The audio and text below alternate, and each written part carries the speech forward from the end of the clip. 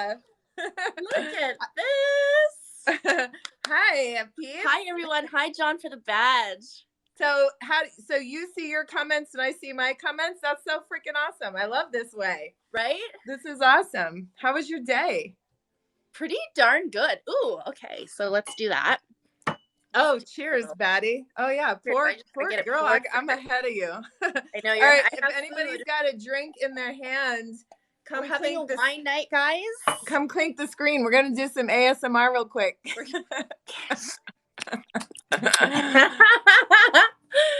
Oh, cheers, am Batty. I your TikTok crush? Wait, stop. For real? Who? I don't know. Apparently, I'm someone's TikTok crush. Someone said so. I believe 150 people.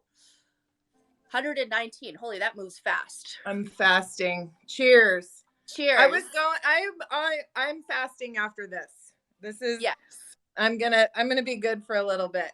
You want to be like Richard James wants to be someone's TikTok crush. Well, guys, you can have anyone as your TikTok crush. We're thriving now. We're thriving. We're having fun. This is about you. We're here for you. And it says love is a verb on the back of my hat. I thought I'd wear it, but I'll switch it later. Hey! Everybody, just so you know, and I know, Michelle, you're working on a book as well, but if you do want to get a healing journal, you can go to the link in my bio and grab a healing journal.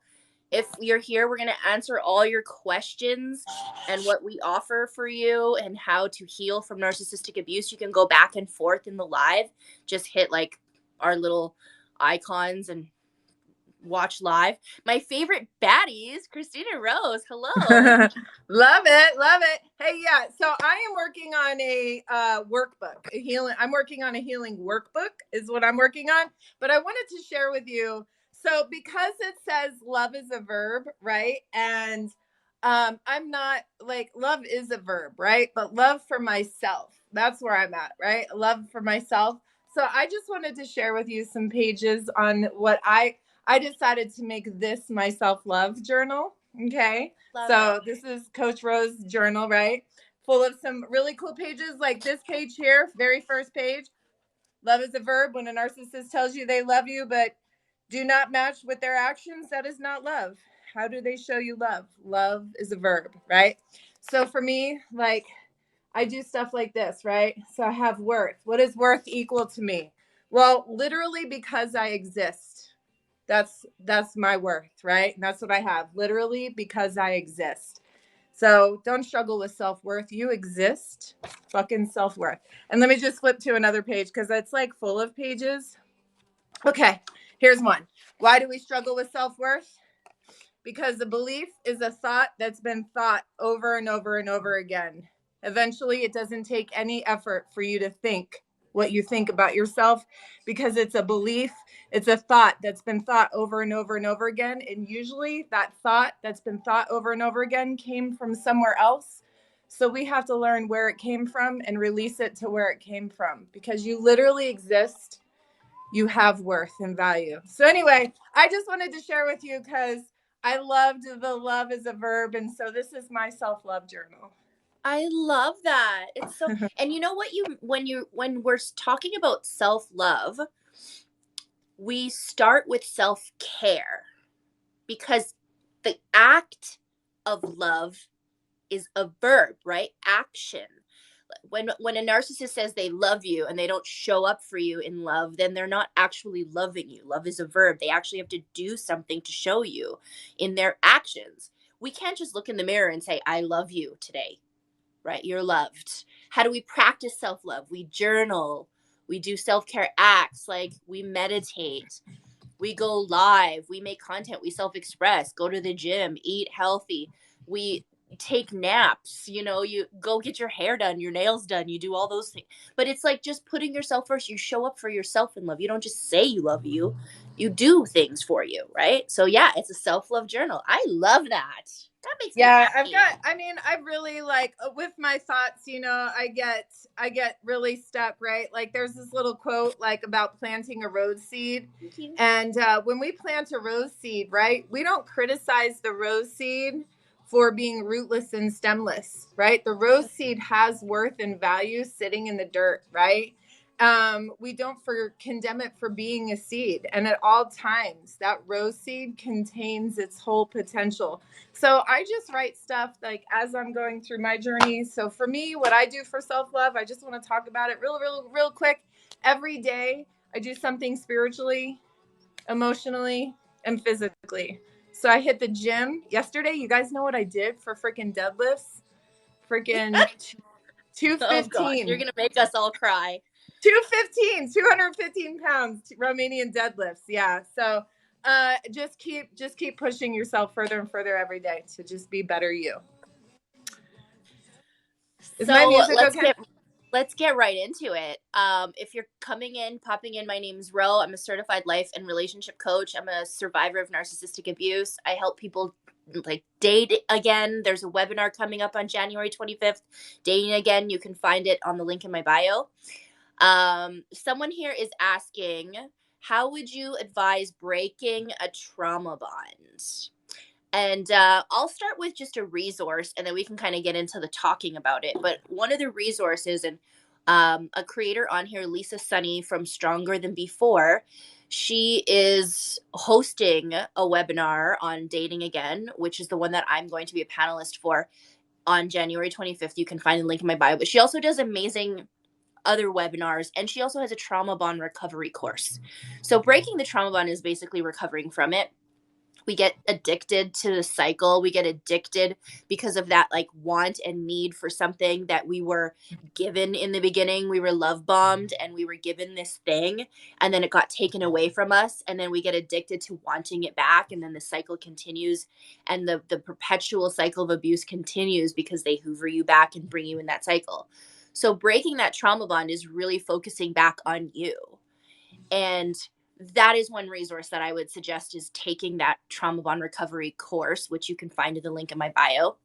But it's also even understanding the science behind a trauma bond. What is it? What hormones are involved in it? How did you get stuck in the trauma bond to be able to recognize you're in one and then make those first steps to breaking and recovering from it? What do you think? I love all of that. Yes. I did the way I broke the trauma bond is I got tired, right? I chased for 6 weeks, and I after the discard, and I got tired, right? Like I held on to my worth and value. I had to dig deep down inside, and I was like, wait a minute, like this was all well and good when I thought this person was my soulmate and my everything. But when this person showed me who they really were and how they really felt about me, I'm fucking done, because I chased and I begged and I pleaded and I was on my hands and knees, guys, asking for this man to come back. And I was like, and so I had to dig deep and realize that I had to look at myself in the mirror and see what I was doing, right? And so I had to fight the cognitive dissonance that I was who this person was making me believe about myself. So I tell this story all the time. I wrote sticky notes. The first one that I did was on a piece of paper in my car. And I said, you are not what he wants you to believe about yourself, right? And that was on my dashboard. And then it grew into sticky notes on my mirror, one color for me and one color for him, who I knew I was as a person, who I truly believed, right? I didn't strive to be more than what I thought I was at the time, but I knew I was a beautiful person on the inside. I knew I was a good mom. I knew that I was a good wife to that man, right? So I just wrote my truths on the mirror, and then I wrote my truths about who he is, right? And I looked at that every single day. And eventually, because it's an addiction. You have to tell yourself, like, when a smoker or an alcoholic or a heroin addict, think about the billions of people, millions maybe, of people that have recovered from an addiction. If they can do it, you can do it. This is a person. This isn't a drug, right? So Mm-hmm. you have to just dig deep in yourself, and you have to go cold turkey, and you have to tell yourself, I want more for myself. I want more for myself and for my life. I love that. I love that. And I actually didn't even really realize I do this with clients. I will, in a one-on-one session with a client, I will say to them, I want you to write down the things that they did and said and what the reality of it actually is. Right beside it, I want you to write down the lie and then write down your truth. And I want you to really start to see things, to piece together this mucky fog that they created for you and bring some clarity to it. And they will have lists on lists. It's like your Post-its, right? It's everywhere. When you start to see something and you see how huge the list is and how many Post-its are hanging around, you start to really see like the gravity of it. Like this was a real big delusion that I was trapped in. I was trapped in their fake reality, their non-reality, because we have to remember that narcissism is a delusional disorder. They are living in their own gaslighting. They are living in what they think is reality, which is just their feelings, because they think their feelings are facts. So they're going to draw you into this non-reality with them. And over time, we will actually feel like we're living it, like that it's real. You have to remind yourself what the truth is, what it actually is. Hi. Absolutely. I want to respond to a viewer about like their parents or blaming themselves for that, or us blaming our parents, or us not learning the lessons and stuff, right? Like Yeah. there's nothing you can do about what you didn't know, right? And my favorite quote that I heard this week was that I had you can't find what's not lost, right? So Oh, I've heard that one. I had to lose myself to be found. And the thing is that we have the world, the digital world. We literally have therapy in front of our face every day. We can search we can search out our answers for whatever we want to work on ourselves every day. I didn't think I had to work on myself, and I'm sure our parents didn't think that they had to work on themselves, right? So all we have to say there is like we didn't know we had a lesson to learn before we learned the lesson, right? When you go to school, when you go to college and they teach you a lesson, you didn't know any of that shit in the lesson, right? You learned it as you learned the lesson. And it's just what it is. Just a way to think about it, to give yourself some self-love. Yes, be so kind to yourself, because we don't know what we don't know. How are we supposed to know, right? We do all the things that we do to the best of our ability with the tools that we're given at the time. So this little video phone you're on, okay? This little video phone. You know that Beyonce song Video Phone? I love Love it. it. Have you heard that song, Beyonce Video Phone? Mm-hmm. Oh, it's so good. But our video phone that we're in, we didn't have this. Our parents didn't have this. I didn't even have this 3 years ago. TikTok is pretty newish to me. And we just do the best we can with the tools we're given. So now that you have more tools, now you can be kind to yourself, that just because you were stuck in a rut for however many years, you know, you don't have to be so harsh on yourself for not knowing what you know now. We don't know what we don't know. Mm-hmm. We can't help that part. Oh, thanks for the compliments. Thanks for sending all the love, you guys. Yeah, you guys are the best. You can tap the And screen if you want more people in here, more questions. We're going to be talking a lot about um well, actually Michelle put a really great list out on content today. So if you're popping in from one of her videos and then seeing us live, this is what we're talking about. Narcissists over the holidays. Has anyone had a holiday Hoover? Because that's a thing. Watch the F out for that one. Holiday Hoover. oh, do they feel so sad and alone because they've shit all over everybody and they think we're still going to be there to be able to be used from their bullshit? Oh, are you lonely because everyone's abandoning you just like you said they would? Because you treat everyone like a piece of trash, right? Like TikTok does this thing where you battle each other. Uh-huh. And like, people battle for gifts and it just goes in the background. But I'm not a battler. Like, honestly, I don't battle. We're lovers. We're not fighters. We don't fight. We love. We love. It's Romy. Ro and Michelle's TikTok reunion. Romy. Can we give you like one more syllable just so it'll like all I know, flow together? So I did have a friend on here named Maddie, and his name is Matt, and I would call him Maddie. And he used to always call me Roey. But he was the Rowie. only one who ever called me Roey. He's like, Roey, Roey. So maybe we'll get Roey. Yes, Y'all Rowie need and some more Michelle. wine. Yeah, we do. Ocean Angel. Ocean Angel's a doll. Guys. Ocean Angel was on your live the other night, right? She was, yeah, well, she was she was in the comments. And I had a nice little talk with her, a little email. You emailed me last night. So I hope that helped, the information I gave you. There are people on this app that aren't who they say they are. So be very aware. And if you think you know someone who isn't who they say they are and they were ever connected to me at some point, email me. We can have a conversation about it.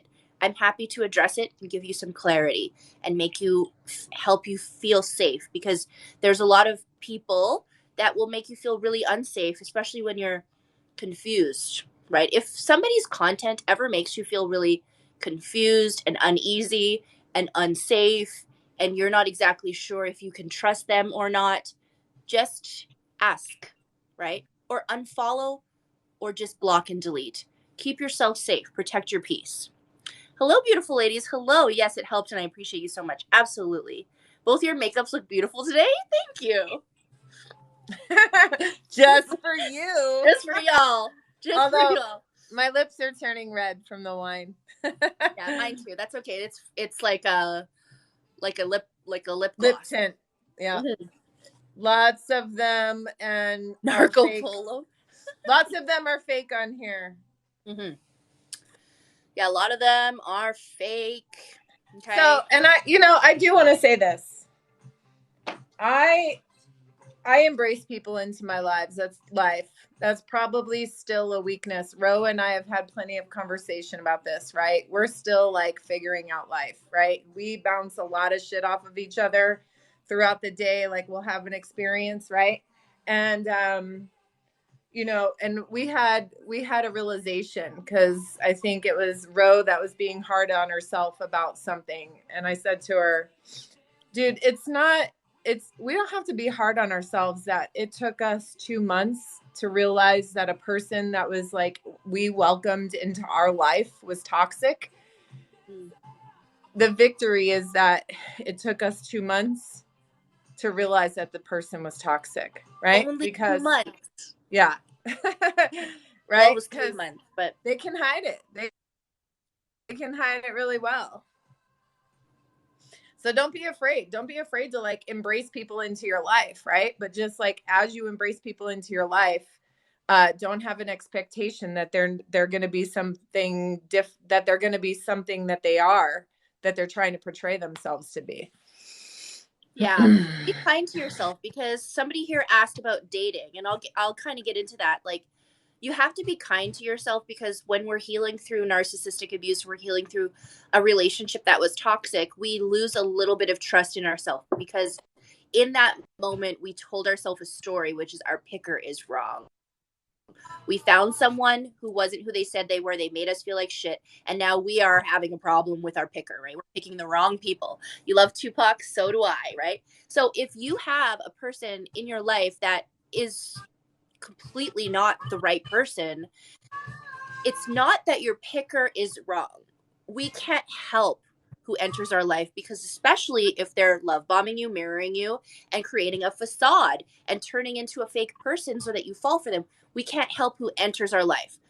We can help our radar, and to be able to spot someone who's not authentic, spot someone who's lying, spot someone who isn't genuine, and be able to kick them to the curb and block them and delete them and have them removed out of our life, right? That's the radar. That's honing in on the radar. Dating again is protecting your peace. Dating again means trusting yourself to go back out into the world and just accept that toxic people will arrive in your life no matter what you do. You can't stop that. You can't stop that. What you can do is you can kick the ones out once you find out they're toxic, and 2 months is a victory. If you lasted 6 months with a toxic person or a narcissist, and in 6 months you thought to yourself, holy shit, this person's not who they say they are, and I feel like shit, and you can safely create a boundary and block and delete them and let them leave your life, that is a victory. Don't give yourself shit for staying with a person for that amount of time. Celebrate your win that you were able to kick them out of your life. And you know, my therapist had the best words for me about that, right? She was like, well, what, you're gonna attract a lot of people, right? So it's not that we attract like, oh, I'm this like magnet for narcissistic and toxic people. Like, that's not how it works. You attract people because your energy, people want to be around you. They want to get to know you. They want that vibe. They want to be a part of it, right? They're like, ooh, I'm really drawn to like what you have going on. You're always positive and you're smiling, the way you treat other people, and you're kind and you're awesome and you're funny, and you just got that vibe, right? You're going to attract that. It's up to you to use your radar, like Ro was saying, right? The filtered lens, you can allow people in, you can give them a chance. There's nothing wrong with that. And I think both Ro and I are coming from experience from being in the healing stages where you try to give someone a chance, you try to allow them to come in, and then we tend to be a little hard on ourselves for realizing they were just another toxic person in our life. And that's like a huge lesson for me, and I think Ro too. We talk about it all the time.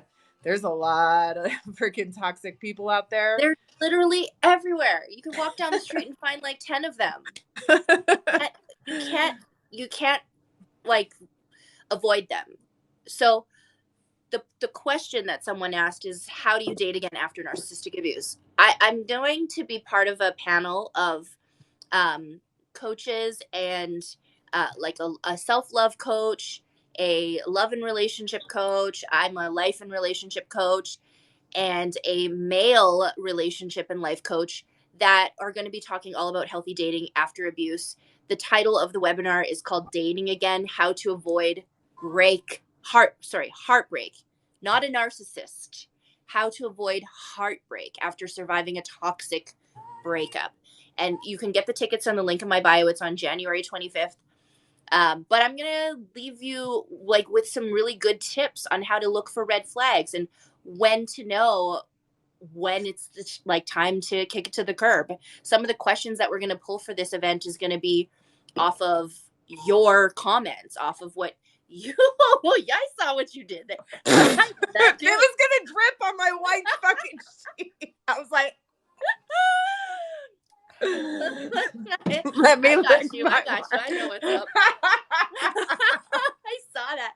So yeah, you weren't supposed to draw attention to it. It's about having. See how much fun we're having. Dating should be fun. Dating. Okay, hold on. I got someone at the door.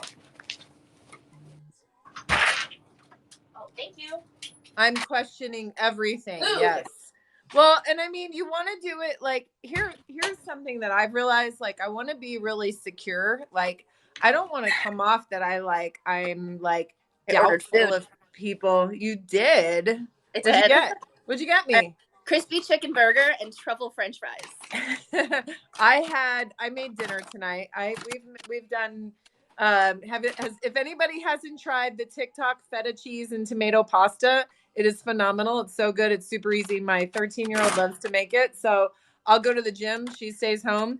It's a block of feta cheese and then 2 things of cherub tomatoes in a baking dish in the oven. You just melt that while the pasta is boiling.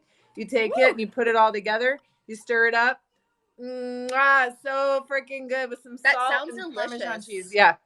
But tonight send me the video so that I have the okay. Have it. Yeah, I'll try and find it. But I'm gonna munch on fries while we chat. I'll chat for a little bit. So,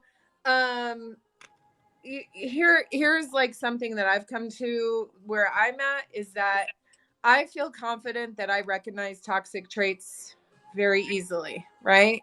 And it's not trusting other people that is our problem. It's us learning to trust ourselves. Yes. Because if we trust ourselves to be able to recognize those traits, we can behave any way we want to. I can, if you're a man and you like to chase, and I'm confident enough to know that if you have toxic traits, I'll be able to weed those out. I don't have to worry about like, oh, he said he sent the last text and men like to chase, so I can't be confident enough, or I'm not going to reach out to him because he's supposed to, like, all of the games that are all over the world, like on TikTok for dating advice. That's all well and good if you're not, like, if you haven't learned a hard ass lesson from losing yourself in another person. But when you lose yourself in another person, you learn a lot about yourself and the other people, the toxic traits. So, like, be confident with who you are and know that when you connect with a person, you're going to be reading them, right? You're going to be scanning like do do do do do do do do do, right? And they're going to say something.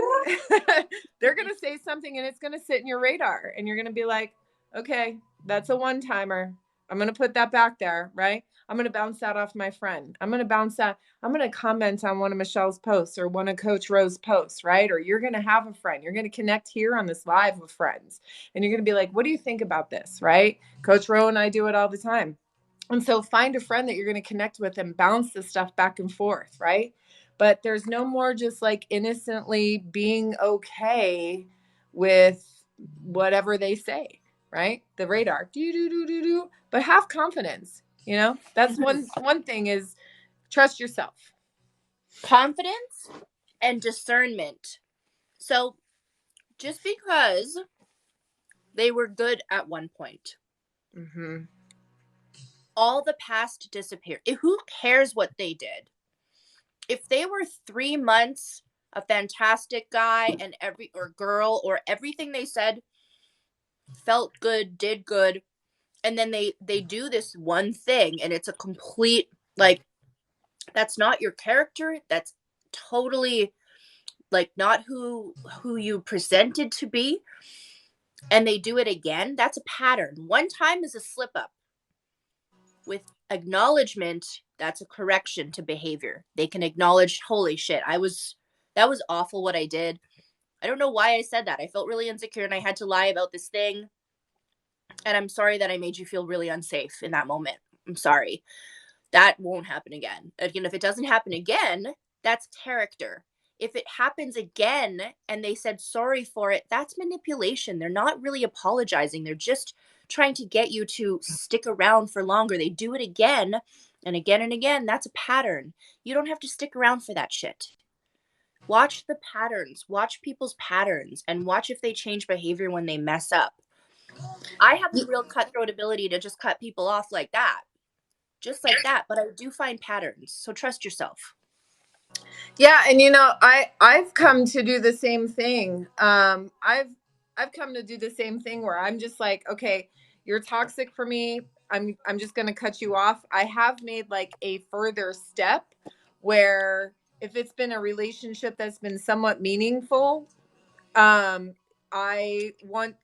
me being a people pleaser in recovery, it's important that I say why I'm discontinuing anything with you because it needs to come out. So I'll share something with you guys real quick. I met a friend who I friend zoned immediately, and we had a friendship, and it was a guy. And we can have this conversation if you guys want to, Ro. If you want to have the conversation, can men and women be friends? I love to have it because it's very interesting. Because I am single and I am free and I have autonomy and I have the freedom to have friendships with men where I don't have a man that's going to be insecure that I have friendships with men, right?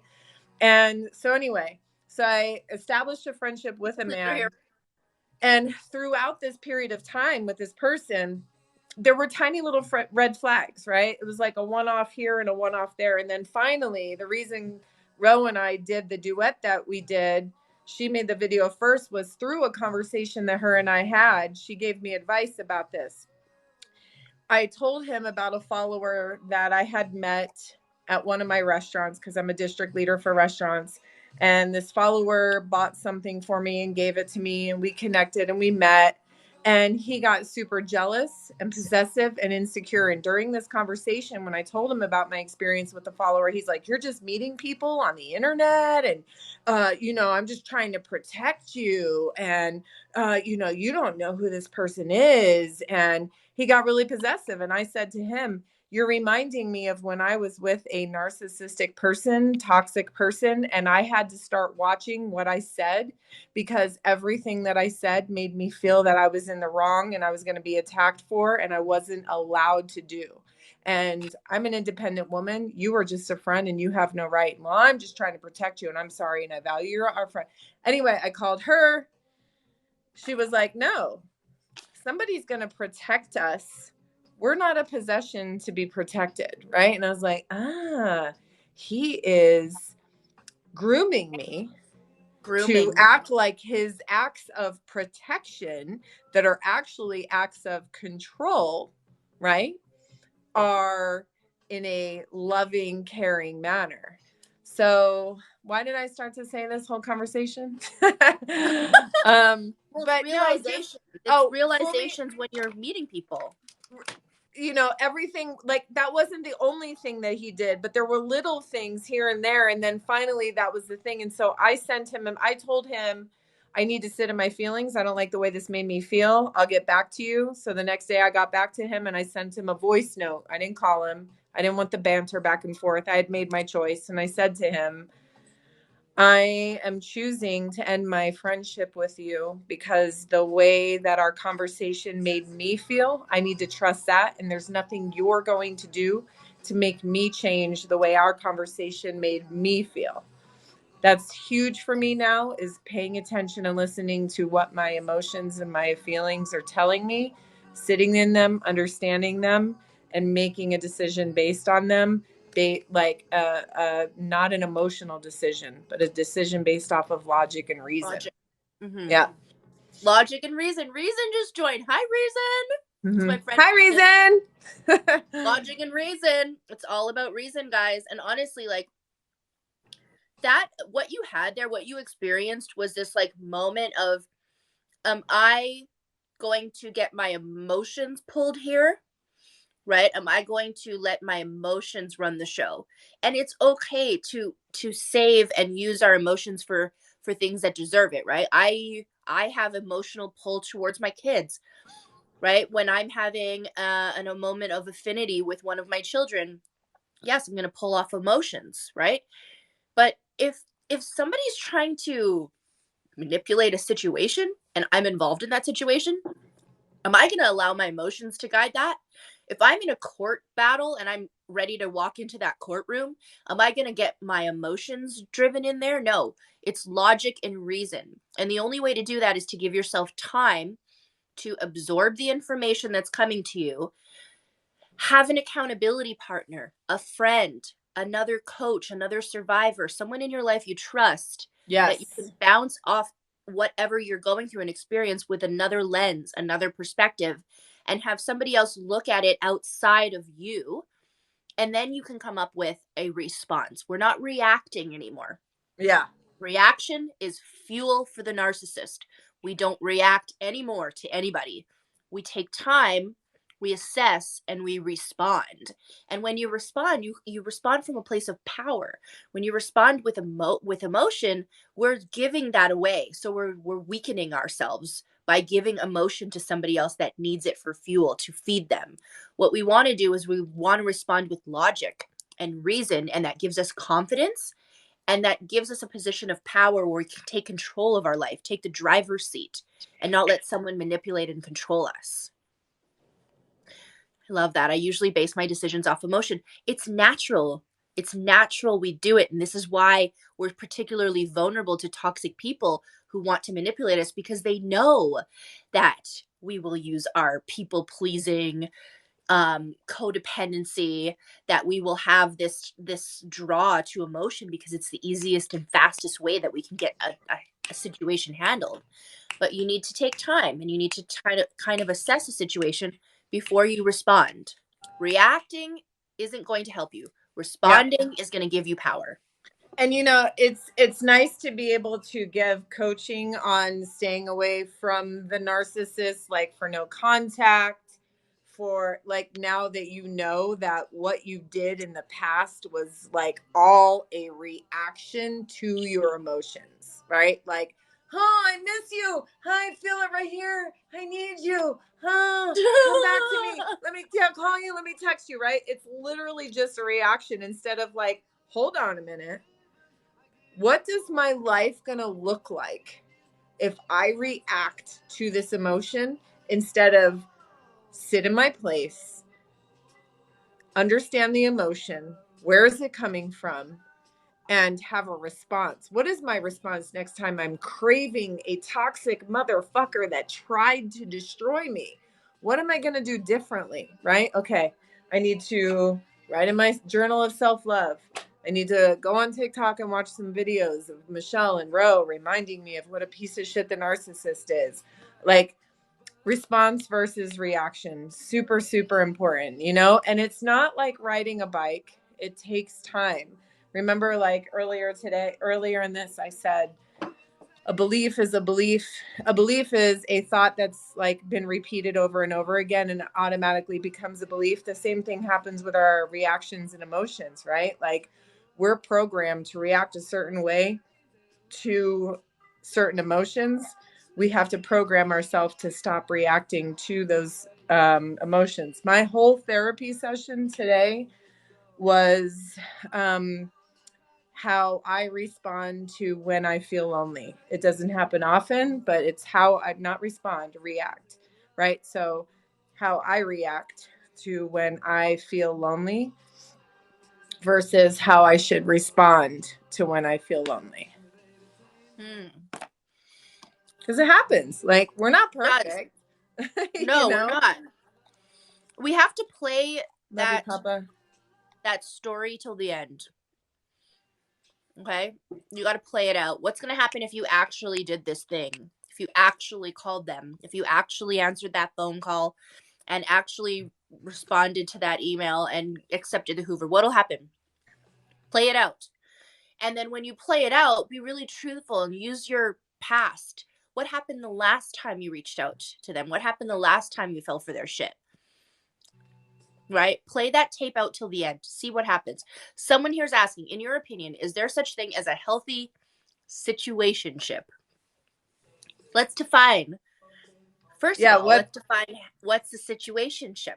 what Let's is a define that. situationship? Yeah. I mean, if both of you are healthy, you know, like I say it all the time, right? I L to the nah. held to the nah. Well, I mean, what is a situationship? So we have to define that, right? Mm-hmm. A lot of times the situationship is described as what men would call a friend zone, right? But here's the thing, there's a lot of different perspectives here, because there is this notion that women can get whatever they want when it comes to intimacy, okay? And men cannot, right? So we don't hear a lot of incels being called towards women, right? We don't hear that. I'm so We glad don't you really took hear me that, out of okay? that word. So there's friend zoning, which in my opinion is, I don't believe in friend zones. I don't believe in that. I feel like if you have a male, if you have a man who's a friend of yours, that's established. And if they're just a friend, they're just a friend. And if they're sitting around looming around you, just waiting for you to agree to fuck them, then they are not a friend, right? You didn't put them in a friend zone. You told them you were their friend. And if they're pretending to be your friend, waiting for you to get into a relationship with them, that's not a friend. That's manipulation. A situationship would be, we don't know what we are and we don't know how to say what we are. And so we continue dating, hoping that one day it'll turn into a relationship. And I think it's different for men and women. I think that maybe women, in my experience with friends that I know and clients, women will sit and wait for that conversation to happen, to be exclusive, and men will sit there and wait for a conversation So so to what's the time frame on what you what's the what, because like as you were same level of describing tea. that, as you were describing the latter part of what you thought was, I'm like, fuck, I'm gonna be in a situationship forever, because Me like too. If that's a situationship, I don't know what I that's want until I know that I want you, and I don't know how long it's gonna take me to realize that I want you, you know? yeah. Well, exactly. And I think that if we talk about it realistically, it can take up to 30, uh, 90 days or 3 months to really see who someone really is. Can take even longer, right? There's no, the mask eventually slips with somebody at that time. So why would I want to lock myself down in a relationship, in an exclusive relationship with someone who I will then have to block and delete? Mm-hmm. So do I think situationships are healthy? It depends on the definition of what you think a situationship is. Do I think that there's healthy dating that includes casual dating? Yes, I believe that's healthy. I believe that we're all uh, open and free to be able to She judged me just last time I did it on camera. lick that bottle, girl. That we Dude, are. everything in my house is white. We had this conversation. I think it's important that we are able to um, have self-expression and be able to explore and to be able to identify what we want to do. Me personally, I like to casually date. I don't want to have a relationship right now, and I've been single for 3 years, pretty much. Like, I mean, there was one or two little relationships here and there, but they're not real. I've been away from the narcissist for 3 years, and I am still at the point where I love my life. I love my house. I love what I do for myself. And any man that enters my life, if they were to move in with me or be in a relationship with me, I can guarantee you their life will get exponentially better. Because that's how much value I know I'm going to bring to a man's life. Oh, I love that. Yes. How are you going to bring value to mine? I need you to show that to me. You need to rise above the rest of them. So, yeah, I'm going to date around and I'm going to date multiple men because I need to know which one rises above the rest of them. Because right now, I'm on the top and I make my life amazing, and yours will be amazing if you're in it. But I'm not just going to choose anyone. And I'm not going to be. I have a phrase that I've said to a person, and I believe that it's going to be my truth for a while, is you're my friend until you're not my friend anymore. Like, that's like the way I have to, like my therapist and I talked today, and she's like, I'm sensing like you are really enjoying being single. And I'm like, yeah, because since my birth until 47 years old, I have been with another person, connected to another person in some way. This is the first time in my life that I've experienced freedom. And so, and my perception of everything has changed within this year, right? Like perception of love, perception of relationships. I struggle. Like I hear love songs, and it's like, I'll fight till the death. I'll fight for us. We're going to fight. Or like, I'm not fighting. I don't know about you guys, but I'm not going to fight for anything. Neither. Huh? I'll fight for my truth. I'll fight for my peace. That's it. I'm not Right. fighting for another human being. Yeah.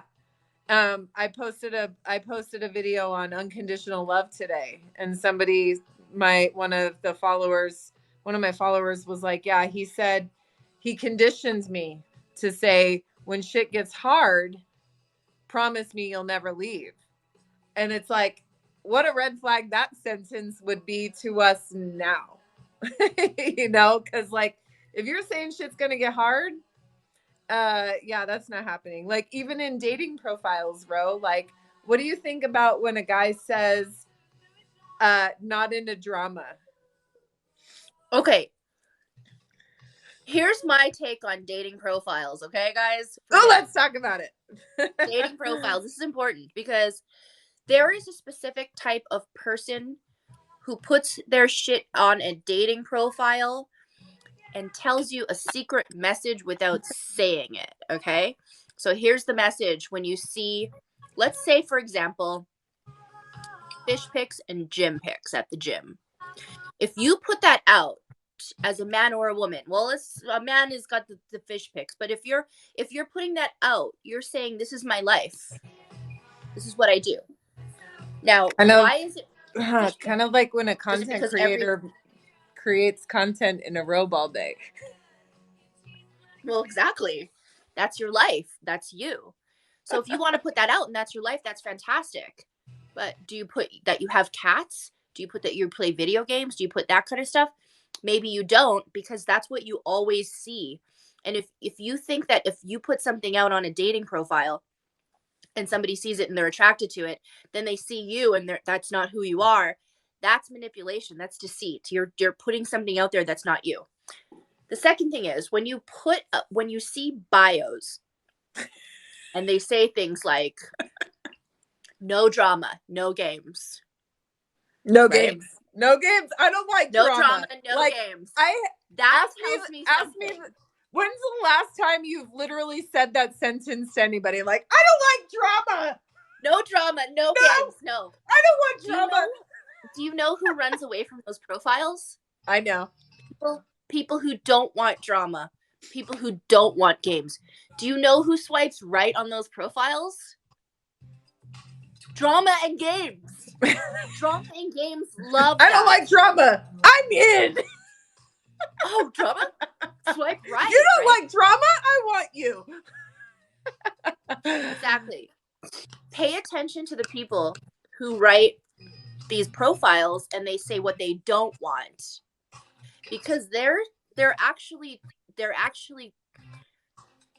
gravitating to those types of people. What you say you don't want is what you actually are going to gravitate to. Healing out loud. Dynamic duo. What's up? I'd rather meet a guy at Home Depot. Me too.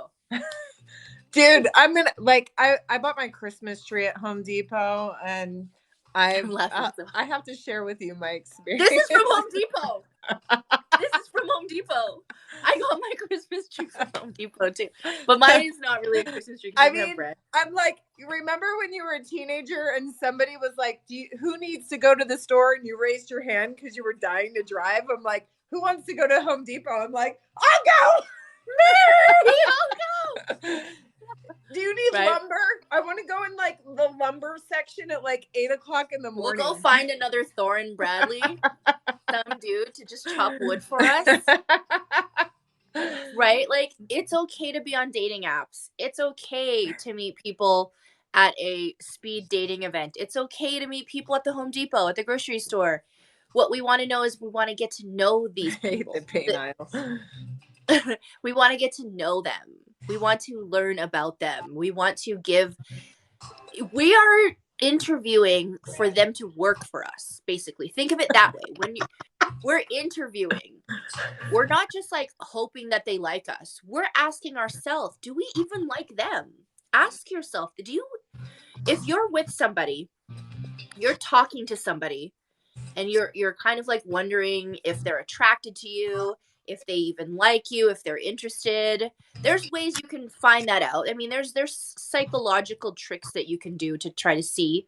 Here's one. When you very first meet somebody, there's this thing called a flash, an eyebrow flash. The second they see you, if they're attracted to you, they'll go like this. And it's so flash. Is that what it's called? That. Yeah, they'll do that. There's things that you can do, but to shift that, ask yourself, do you even like them? Ask yourself, are you even interested in them?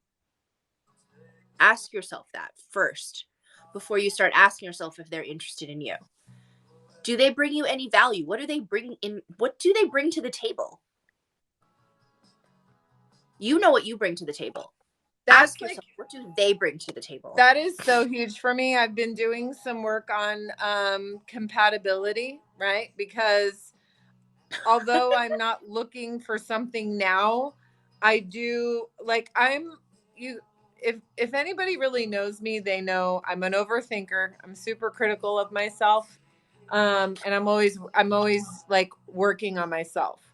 And so something that I'm working on myself right now, besides like the self-love stuff and the inner child work, is progressing forward. Like, okay, so now that I know that I've literally never had a good, healthy relationship ever in my life, what do I need to have? What skills, what tools do I need to have a healthy relationship?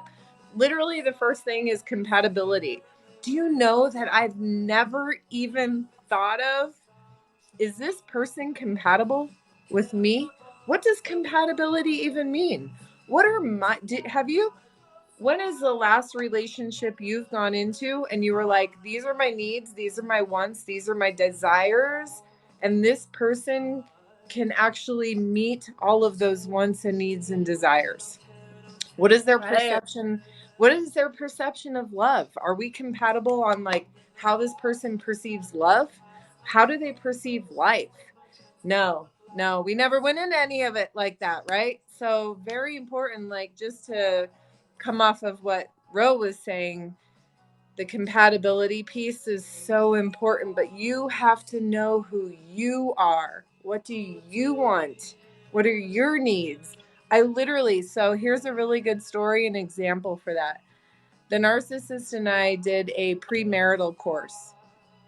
And in this course, they wanted us to come together as a couple and bring 5 of our needs to the next session a week later. And the narcissist presented his needs and he said, I had a really hard time coming up. I had a really hard time. My list was like 100 and I had a hard time shrinking it down to 5.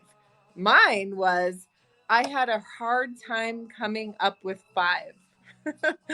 What a difference, right? Like, he had a list of 100 needs that he had to shrink down to 5, and I had none that I had to grow to 5.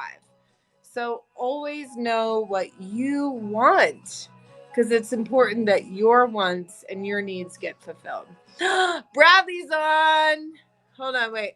Hey, you guys, I didn't find him, but there's this really awesome creator. His name is Bradley. Where did he go? Where's Bradley? There he is. He sent me roses. But if you guys don't follow Bradley Franklin, I did a duet with him.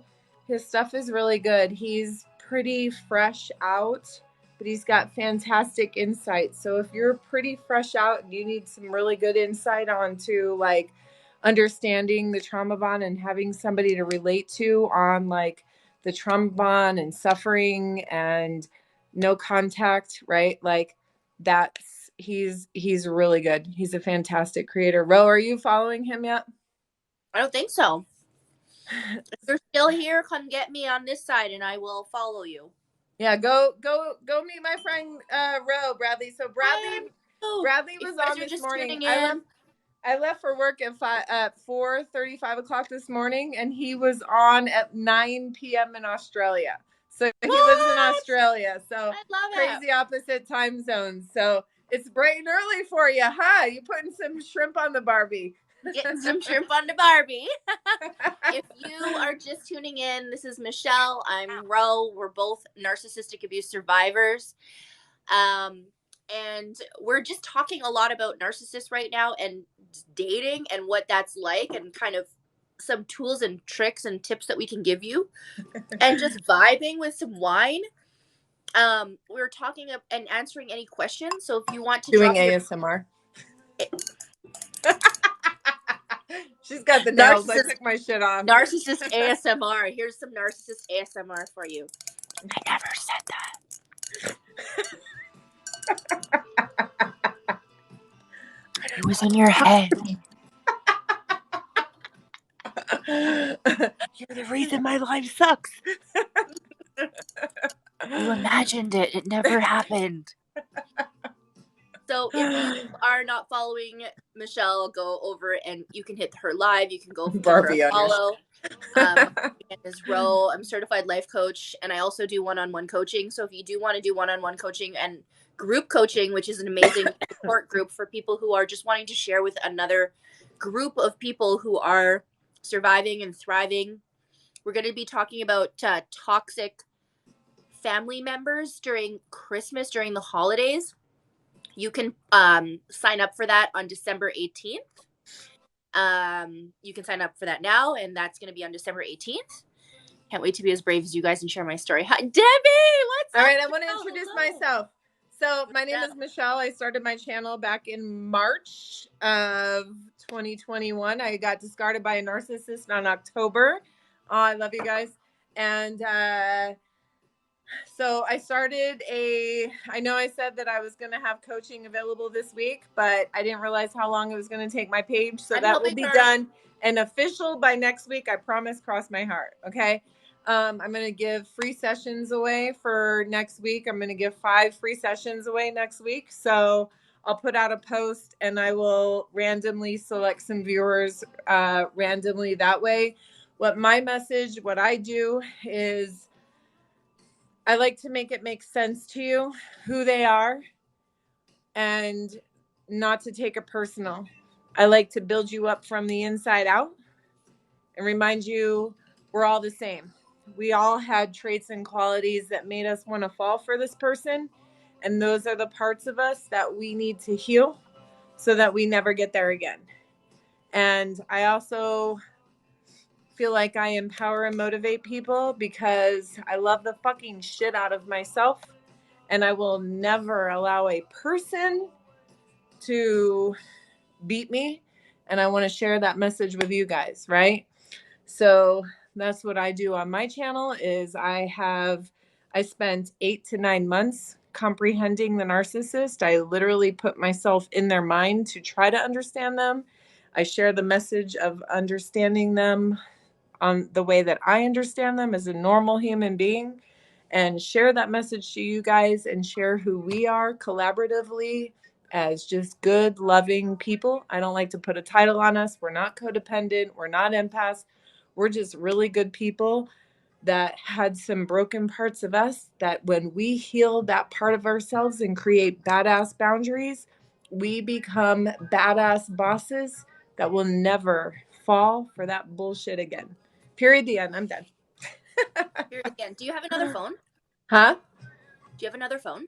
No, why? Do I need one? Oh, no, I was just going to ask because I was going to go live on Instagram as well. Oh, I mean, I have my daughter's phone, but I would have to log in.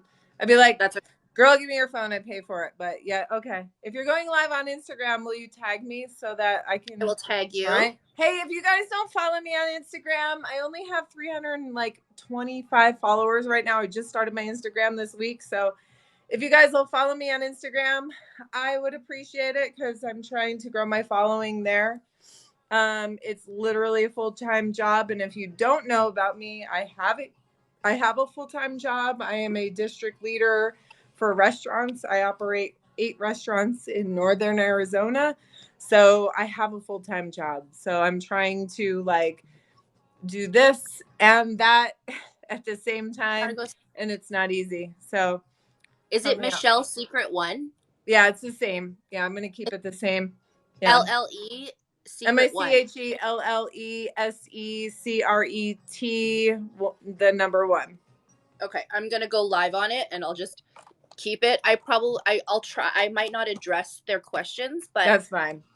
I'll go live as well on there. I didn't realize I can use an old phone. That's cool. Yeah. Username is the same. Yeah. So Michelle Secret 1 on Instagram, and then Michelle Secret 1 is going to be YouTube too. But if I do see a question, pop up, I might, because we got, oh gosh, 78 people already. 160 IG! people. It's fucking fast, guys. It's really fast. There's a lot of people over here. So fast. Oh my God. Just so you know, I'm also live on TikTok with Michelle Secret 1, which is up here tagged. So I would give her a follow. We're just on a TikTok live. And if you have any questions, just pop them in the chat and I will try to get to them. Hey, how was my day? My day was fantastic. Thank you. All right, let me answer. Let's look at some questions. What do we got? You We got need questions. Wi-Fi to use the old phone. I have Wi-Fi now, baddie. I know my town is Baddies in the podunk. chat, hands up. Do you answer questions at all on these lives? I do. If you have a question now, I'm reading questions. We were having a conversation, Ro and I, but if you have any questions, please ask them. Michelle, what am I thinking right now? Oh, Roy, you were thinking, Roy, shame on you. I'm not even going to say that in fucking public.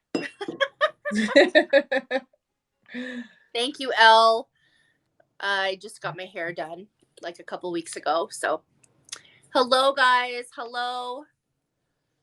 Anybody keeping track on the wine? Oh, it's a bottle. It's for sure a bottle. I mean, it's literally a bottle.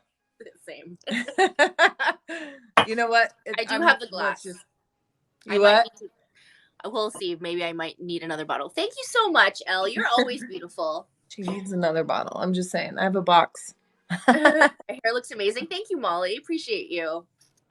So we're talking all about, if you're just tuning in, hi, I'm live on IG and on TikTok with Michelle's Secret. One, if you want to go give her a follow, it's right here in my description, so you can go give her a follow. We're talking about narcissists over the holidays. Alexa, we're going to get into co-parenting as well. So if you have questions, this is going to be a live Q&A. We're going to be talking about narcissists over the holidays. We're going to be talking about the holiday hoover, which is a thing that happens with narcissists, okay? They will hoover you back in the holidays, and they will weaponize these lonely sort of cuffing season times where you're going to want to cuddle up in front of the fire with somebody, right? Want to snuggle? You want to snuggle, and they might give you an extravagant gift. You know, they might remind you of the past Christmases that they've had with you, and they might remember that one Christmas when we went to Hawaii. Remember that time? You know, they're going to do that, and you have to be really careful with the hoover, because what'll happen is if you do get a holiday hoover and you do get trapped back into the cycle of narcissistic abuse, they will wait till you're at your lowest, after they've devalued you, after they've belittled you, after they start cheating on you again because you accepted all the cheating before, after they manipulate you, and they'll wait till you're at your lowest, and then they will discard you. It's the holiday hoover with a discard. Watch out for that. So there's a follower of mine that I just want to answer. It's been 5 months, and I know we're talking about the holiday discard, and it can kind of coincide. So it's been 5 months, and so how much of your life did you give to a person? And isn't it nice to know, or isn't it easier to know that literally this person never loved you than to think that this person loved you and treated you this way? So for the last 5 months, you've had to sit in that. This person never loved you.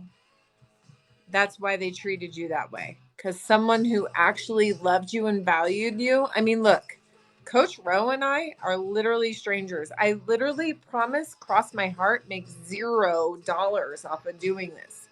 I do this for you guys. I do this to make it make sense, because I've been there and I needed a friend that understood what I had went through. So, because I know how hard it is.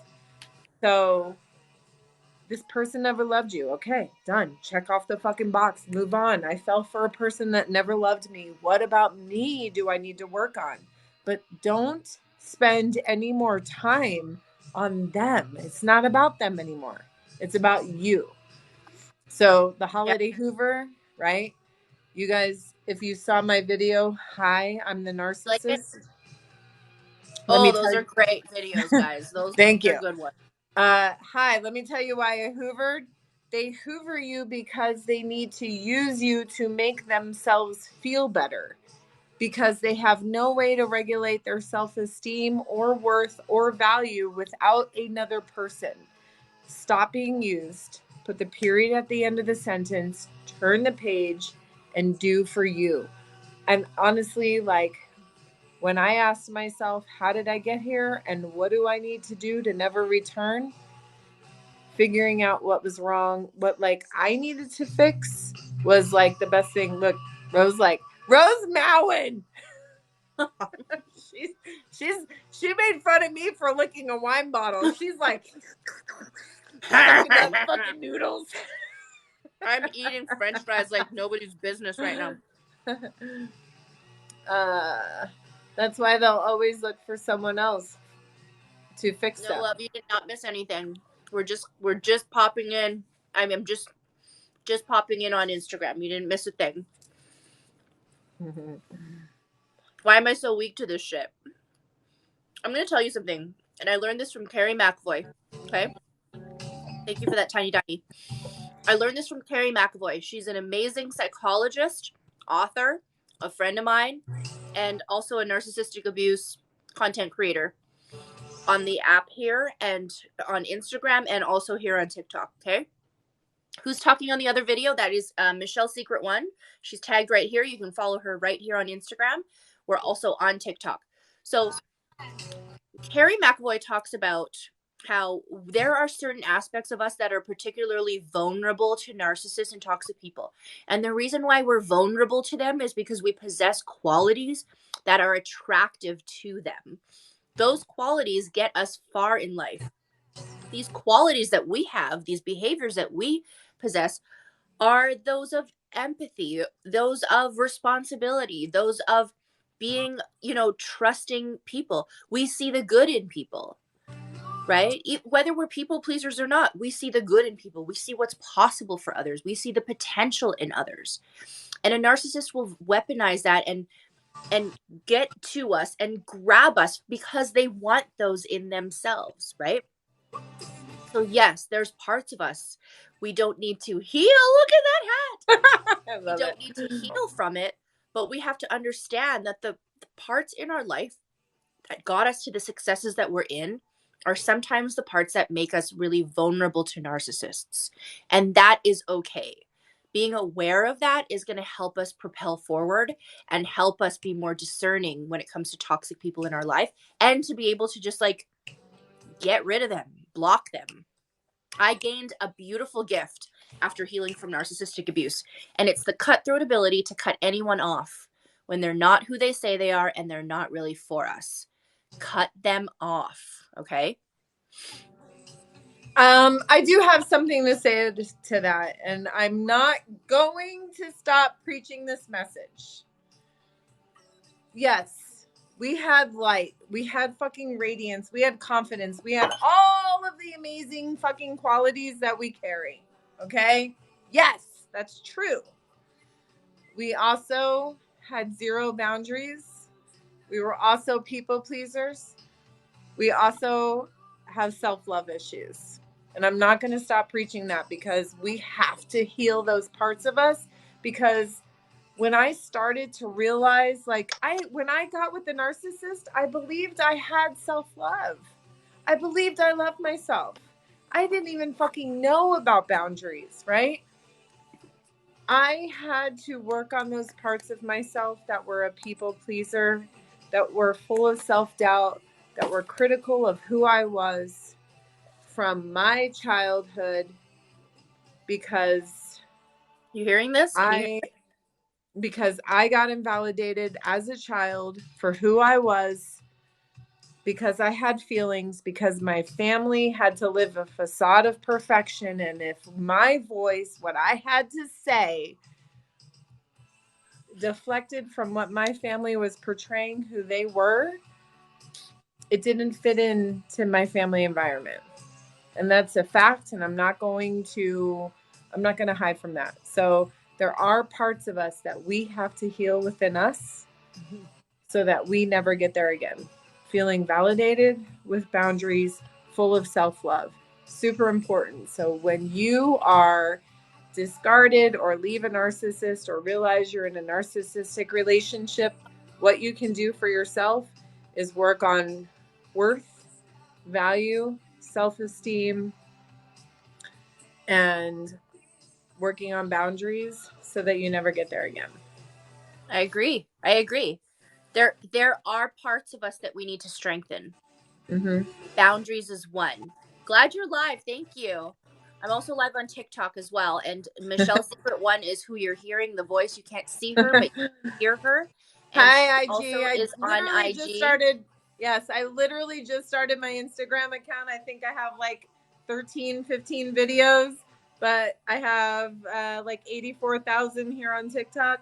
Give me a follow on Instagram. Go Totally give her a appreciate follow. it. She's right here tagged. Thanks, So you Ro. can go grab her right here, and you're hearing her talk right now. She's literally telling your story, okay? If you've ever been in a place where you feel like you're attracted to toxic, where it feels comfortable, it's because that's what feels like home to you. What your home is what you grew up in. The people pleasing, codependency, the areas where you are lacking boundaries, that comes from your upbringing, that comes from past relationships, that comes from the relationship you have with money, with authority, with childhood. So Okay. what she's talking about is being familiar in what you grew up in, the chaos that we grew up in, the chaos that we the survival mechanisms, the tactics that we latched on in order to survive become what is familiar to us. It becomes what we need to gravitate towards. And this is why sometimes we're like, "Oh, I'm just destined for toxic. I just find them everywhere," right? We don't find them everywhere. That feels Hi, like, Michelle. and so we need to realize that this is something that we can heal through. And how to do that is to create boundaries, is to create standards for yourself. If you want to know what kind of boundaries you want and what kind of personal and emotional boundaries that you can create for yourself, ask yourself, build yourself a needs list. What do you need? What do I need out of a man? Who am I as a person? I'm generous, I'm loyal, I'm full of integrity, I'm honest. That's what I need out of a person. Those are my standards. Those are my boundaries. If you're not Mm-hmm. generous, if you are stingy, okay? If you're not honest, you're a liar. If you are not loyal, you're going to go and cheat on me. These types of things are going to be deal breakers. They're going to be boundaries that you've crossed without even knowing it, and you're not going to be in my life anymore. That's how you learn how to be discerning. That's how you gain discernment. I have this quote in my journal book. Okay, so Coach Rowe wrote a journal, and I have one. And Rollercoaster of You Love can get one Healing in my Journey. right up there, Yes, right up there. order one, right? But I decided to make it my, because I have different ones, right? I have another one here. This is like, this one is full of, the way that I have this one broken down is, what are my lessons? What did I learn? What are my lessons? And what do I need to do differently to move forward from my lessons and what I've Go get learned, my journal. right? So that's what this one is. This one is literally like riddled plus my therapy session. So this is like my ah.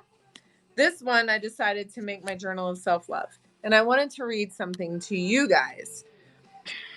Become inspired by your lack of self-love and stop focusing on your lack of self-love and self-worth. Like, when you realize that you have a lack of self-love and self-worth, put that to the side. Okay, I have a lack of self-love and self-worth. I'm putting that to the side. I'm going to focus now on how to get to self-love and self-worth. Stop focusing on what you don't have and focus on where you want to be, right? And then I wrote, you can't get there if you continue to devalue yourself. So become inspired by the lack of self-love and stop focusing on self-love and self-worth, and become like, you can't get there if you're going to continue to talk shit about yourself. Where in your life are you creating the contradiction of what you're worth and what you are not worth? Like, where is the disconnect? Because you are worth because you exist. Period. The end. There's nothing more to it. You have worth because you exist. So I just I wanted to share love that with you. that. Thanks. You immediately, your worth is there because of default. Because you were born. You were born, you are worth it. You exist, you are worth it. Mm-hmm.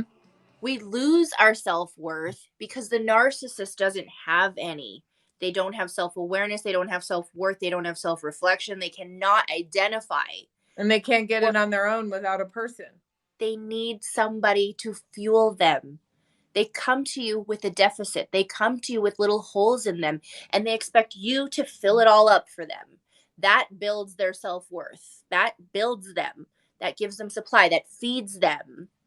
Hey, Nikki B. Hold on, wait. I have a, okay, so fucking Rad, one of my followers is saying, whose shirt's better? I'm fucking wearing Blondie, motherfucker. Tupac, come on. Come on. Okay. Here's to Damn Tupac it! I should have worn Led Zeppelin tonight. I didn't know we were doing band tees. I had no idea. We did not plan this, guys. We planned what we're going to talk about. We planned what we're going to say. We planned nothing on topics. What we were wearing. We didn't plan our clothing, and our fucking hair is matching too. Somebody mentioned why our hair's so perfect. I'm going to mention that. Hold on. I'm going to go put on my band tee. We can have this contest later, Rad. Yeah, so this is Michelle. I don't know if you won't be able to see her, but there she is. There's Michelle. Hey, hi guys. This is IG, this is TikTok. And if you do want to follow Michelle, she's amazing. Her account profile is just right up here. It's just linked in the title, Michelle Secret One. I did a duet with her, a collab with her just the other day. So, and on Instagram, if you do have TikTok, you can also see us live on TikTok as well. So I'm live on both. But I love that. It's, what you're describing when you're talking about those like boundaries and self-love is putting yourself first. We are a full pumpkin pie, okay? We have all the ingredients. We have all of it. Uh-huh.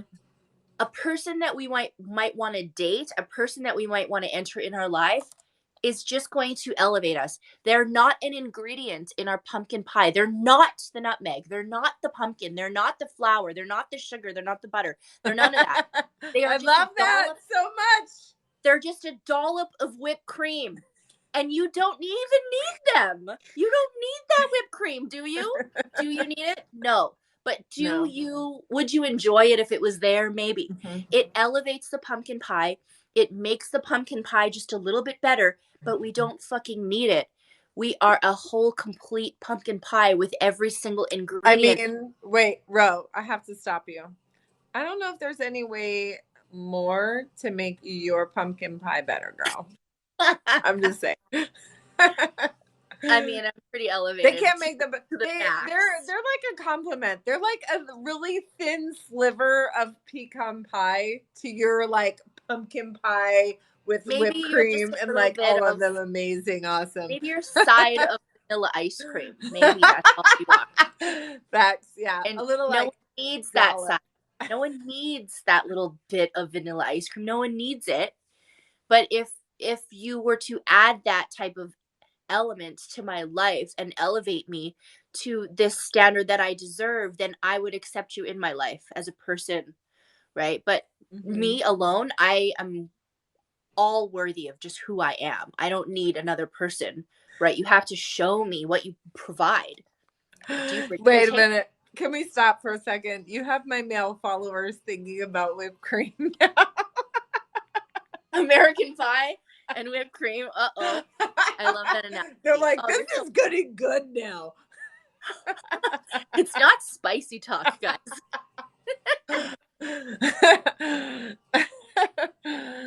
Okay. Sorry, guys. Just had to mess with you. Hey. So I'm just going through back and forth. I got lots of comments coming through. If you're just tuning in, because I know I just kind of tuned in over here and we've been on live for a little bit over an hour over here. My name's Ro. I'm a narcissistic abuse survivor. I'm also a certified life coach and relationship coach, and I specialize in abuse recovery and also dating. I have a course on the narcapp.com, which is by Raw Motivations. If you follow him, he's a self-aware narcissist on both TikTok and on Instagram. And my course just covers how to date again and be in a space of healing while dating and having fun. I'm also on a panel called Dating Again, how to avoid heartbreak, not a narcissist, how to avoid heartbreak after a surviving a toxic breakup. And that you can find in the link in my bio as well, which is on January 25th, where we're just going to be answering questions and helping you date again.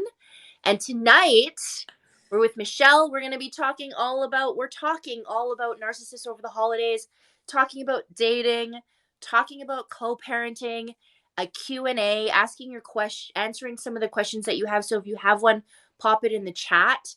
Somebody's asking here, how is dating life? It's a pretty general question. And who is that for? Is that for both of us? How is dating life? I can answer. Yeah, let's hear. Let's hear from Michelle. Michelle's secret one. Go follow her. Okay, so how is dating life? So here, like what I've tended to discover is that I'm very standoffish, and when I want to open up myself up, when I do, I tend to be hypercritical of the person, of my reaction to the person. So, for example, if I go on a date with a person and they're really, it seems like they're love bombing, they want to like bring me a gift, or they, like, and also I fight the urge to do the things that I used to do. So when I'm lonely, I tend to use a person to make me feel better. So I'm lonely. I'm going to put myself out there. A person on a dating app is going to make me feel better. They're going to give me like the hugs and the snuggles, but then they're going to like progress too far. And I don't want that. And then they're going to make me feel shitty about myself.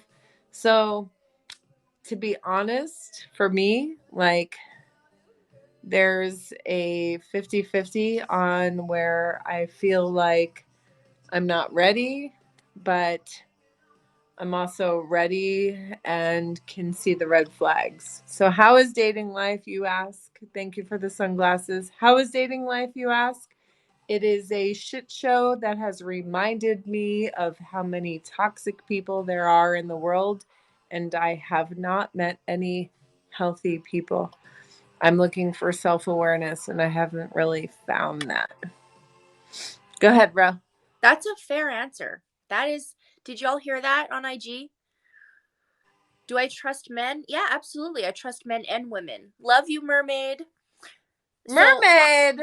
mermaid's over here on IG now. Oh, hi, Yes, mermaid. Michelle. I love you, Okay, girl. so somebody on here says yes, Michelle. You can hear Michelle, right? On IG, they're saying yes, Michelle. I feel the exact same way. I'm in the same position. So here's something. You're not alone. Right? We meet so many toxic people in our lives. Why? Because we can see it now. We're clear to it now. That's a gift. You buy a Volkswagen. How many Volkswagens do you see when you're driving out on the street? They're everywhere. Why? Because we notice them. Yeah. Because we're aware of them. Having awareness and education of narcissistic abuse means that you're aware of it now. You can see when your friends are being narcissistic towards you.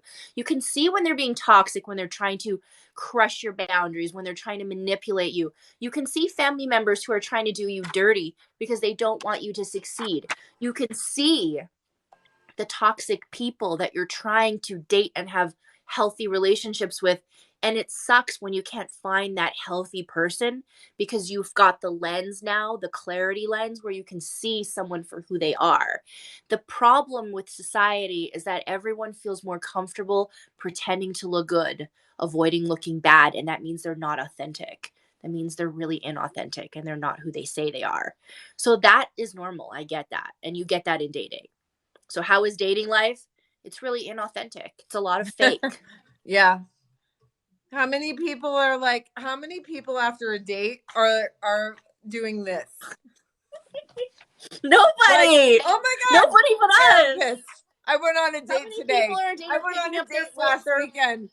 starting to journal after their date, right? That one too, right? Like roller coaster of love, self-love, like Get therapist. the book I'm right here in literally my bio. struggling right now, right? Like I hold on. I really haven't like shared the thoughts that I have put in this in your journal, okay? Share it. So page 1 starts with worth. What is worth to me? Worth equals literally because I exist.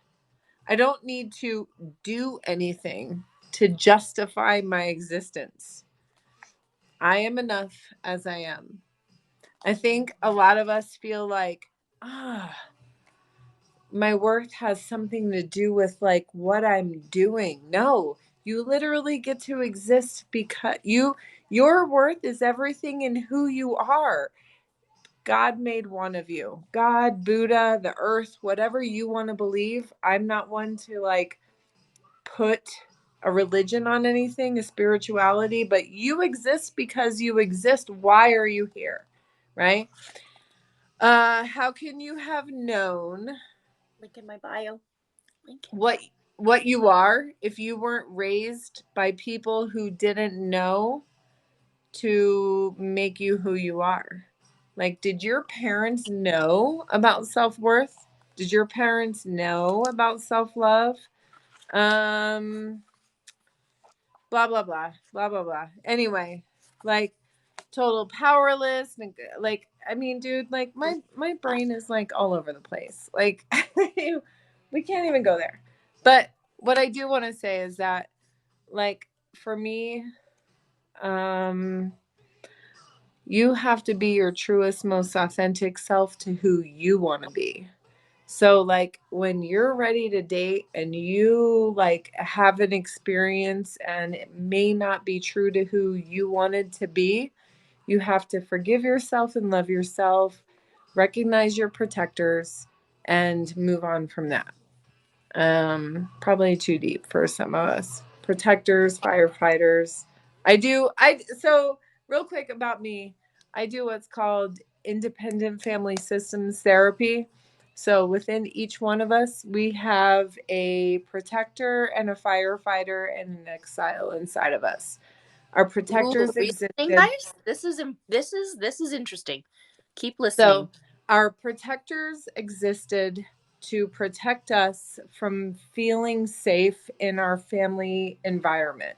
So, example, I have a people pleaser protector. The people pleaser protector inside of me existed so that everyone in my family who did not validate my feelings, who did not make me feel safe, I learned how to read them so that I could feel safe in my family environment. So I became a people pleaser because it became easier to please people to make me feel safe. I grew into that protector as an adult in middle school, childhood, adulthood, and grew into it unwillingly. So that's why I am a people pleaser. Oh, I love the fruit hat, right? So that's why I'm a people pleaser with zero boundaries, because focusing on other people's needs protected me from keeping me safe in my environment. So things like that are kind of hard to face. It's not easy, but it's how we heal the parts of us that get us there. I want to tell you something. So many people on this side here on Instagram are like, so relatable. Oh, I feel her. She was conditioned just like me. Yeah. Um, oh my gosh, I feel that. That makes so much sense, right? Yeah. So many people on Instagram, and by the way, guys, who you're listening to right now is tagged up here, Michelle's Secret. She just got on Instagram, so she's brand new. I would give her a follow. Her content is amazing.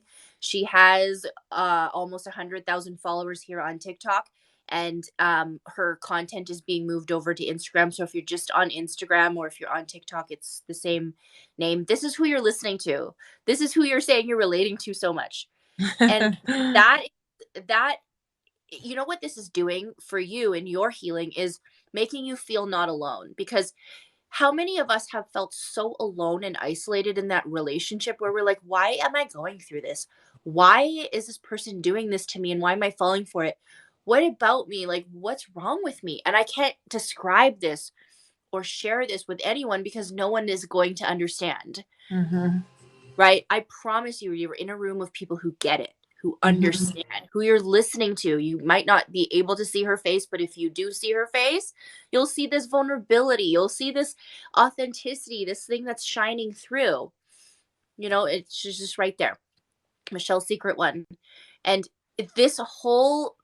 all of this program, this platform, this live is to make you feel validated. We believe you, we see you, we hear you, we've been there. We are there sometimes. We're still there. We are you. We are you. Do you know how many times that I say in my comments to my like followers, like they're like, I've never felt more validated. And I'm like, literally, sis, I'm you. You, we, all right. Here's a perfect example. And I hate to use this example, and I don't want sympathy for this example. Okay. I was inappropriately touched, let's just say, by my grandfather. When I said something about it to my family, it got swept under the rug. Nice. I see that, sis. So it got swept under the rug. So what did that do for me? That invalidated my experience with this person. Because why? Because me exposing this person would have eventually ruined the facade that my grandmother was living with this person, which would have eventually ruined the facade that my mother was living with this person. So me exposing this person would have ruined the reality of who this person really was, right? So that's like an extreme example of invalidation. But I think it's really important that people understand how invalidation occurs. We don't get validation for who we are and what our experiences are as children. And it's really important that if we want to raise healthy children, we need to validate their experiences. So that's why I always like to share that story. And like I said, I don't share it because I need sympathy, because I've dealt with that, right? But just as an example of what happens when you don't validate a child, they don't feel important, and therefore they go out and seek something. We're like putting a period at the end of someone's sentence when especially a child, when they come to us. Mm-hmm. So many people here are saying yes. Same thing happened to me, Michelle. I told my mom she did nothing. Yes, Queen, thank you for your vulnerability. Oh my God, are you kidding? Not even your mom protected you. Oh my God. Same with me. So this, my beautiful wife, I'm nobody's wife. Okay, I'm about to be an ex-wife. I'm about 58 days away from being officially divorced. So I love that for you nobody's so wife. She's touching on so much right now. And even as a mom, we're both moms. Yes. Yeah. This is Michelle's secret. I know you're not seeing her face. I'm on TikTok. But on Instagram, you're not seeing her face. Her name is tagged up here, so you can follow her up here. Megatron, hello. But it is about not feeling isolated, not feeling alone. It is about validation. It's about being a part of a community. Absolutely. And about being where you feel accepted, that you feel seen, you feel heard.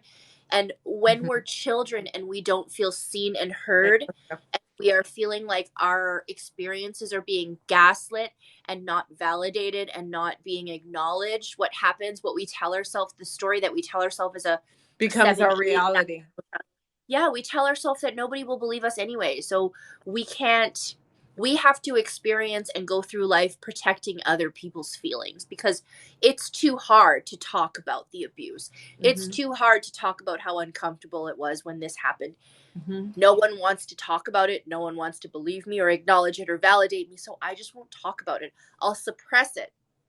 I'll go inward, right? I Yeah. won't rely on the outside world to help me validate my feelings, help me feel my feelings, label them, and emotionally regulate. And it'll be a really hard time for me to go out and actually learn how to be me and be self-expressed and be free. I'm And going to who, rely on people pleasing. yeah. And who thinks like that? Who thinks like, oh, well, because my emotions as a child from this happening to me weren't validated, now I'm going to go out and do this. No, that's not the way it happens, right? It's that we go out living blindly, searching, trying to repeat patterns and behaviors unconditionally or subconsciously that we don't know we're trying to repeat, right?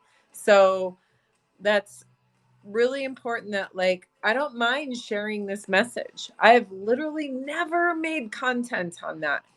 I've never shared content, but I do share it on my live because if I can connect with a person that says, oh my God, like you said, oh my God, this is my story, and it resonates with someone, then it's like You are one not person, it's worth it. Yeah. you're not alone. We can Yeah. see you, we can hear you, we've been through it, and we know what it's like to try to keep that quiet. Yeah. We know what that's like. Well, and because why? Like, let me paint the picture. My grandmother lived a life of a facade. My grandmother, thank you for the cowboy hat. My grandmother lived the life of a facade, right? My grandmother lived the life of like the perfect husband with like her perfectness and her perfect children. And therefore, her perfect children must have had perfect children because she was perfect. So here we go, being taught to live this life of a facade of perfect, where does perfect allow you to feel your emotions and your feelings and be validated for who you are as a person? Does perfect allow you to be the black sheep? Does perfect allow you to believe anything other than what they believe? No. So we grew into a facade of perfection that may not have been who we truly authentically were. That's what I like to. The That's what mask I've learned. perfection, Jess, exactly. Perfect life outside, abuse inside, right? Yeah.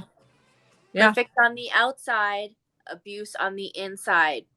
Trying so hard to be perfect and avoid looking bad and working so hard at looking good. And what is good to a narcissist? It's what the perception is. Perfect. It's Perfect. perfection. It's the Yeah. optics. It's Yeah. just an optical illusion, right? Someone said something about a yellow rock. What is it? So we know what gray rock is? Do we know what gray rocking is, right? A yellow rock is just a little kinder, a little friendlier, a little happier, a little you're communicating still with them, but you're also diffusing situations by not giving them reaction. Nobody's perfect. That's right, Metal Gear. Hi, Metal Gear. Hi, Metal Nobody's Gear. perfect. Nobody's perfect. Okay, guys? I love that. Right? My mom still has that what will people think mentality is so harmful. Yeah. Yeah. Yeah, that is protecting the facade. What will people think? What will the public opinion be? What is that optic that I need to repair? Can Okay, you? somebody's asking, can you go back to the protector, firefighter, and what is the third? Someone on Instagram is asking you, Michelle. Yeah. Okay. So I just let me share with you my session today. So you guys can have an idea. So the firefighter is basically, okay. So a protector is what keeps you safe as a child. So for example, for me, my protectors made me live on focusing on everybody else It made me an empath. It made me a codependent. It made me think about what other people were thinking, feeling, so that I could hone in onto their behaviors so that I could change my own. I developed people pleasing. I developed an inner critic. I developed an inner judge. I developed a self-doubt protector. Those protectors made me change who I was so that I could read other people, so that in my childhood environment, I could feel safe. As an adult, I grew into those protectors, and those protectors didn't protect me as much. They still made me focus on other people instead of protecting myself. Okay. In contrast, let me share with you how a narcissist protectors work. A narcissist protects their protectors, make them focus on themselves. What about me? How do I take care of myself? So us, we like, I don't like to put a title because I don't put a title on myself, but what they would classify as codependence, We're back. as what they would classify as codependence, what they would classify as empaths, right? I don't like to put a title. I'm going to say that all the time. Our protectors made us work on focusing on other people so that in our childhood development, in our childhood environment, we could feel protected by focusing on other people. If I change, if I mold, if I shape, if I like learn their feelings, empaths, then I can protect myself. A narcissist, their protectors grow into focusing on themselves. If I care about myself and my needs and what my wants, then I can protect myself to feel protected in my childhood development, right? So I want to share with you the firefighters and protectors that I talked about in my session today. So over a previous weekend, I felt the need to partake in a little bit of drinking, a little bit of like filling a need. And I'm just being honest with you guys. And so, what did my firefighter say? My firefighter said, "This is too painful. I need to put the fire out. In order for me to put the fire out of the loneliness that I'm feeling, I need to like partake in a little beverage. I need to like seek a person to like fulfill the void." Functioning for me, I tend to self-sabotage. If I can't destroy myself, nobody else out there can. So let me Get drink. to yourself first before Yeah, anybody else. let me take. Yeah, so let me Yeah. drink a little. Let me drink a little. Let me like play around and people who don't really give a shit about me, and let me self-sabotage myself and fuck myself up, because then nobody else can, right?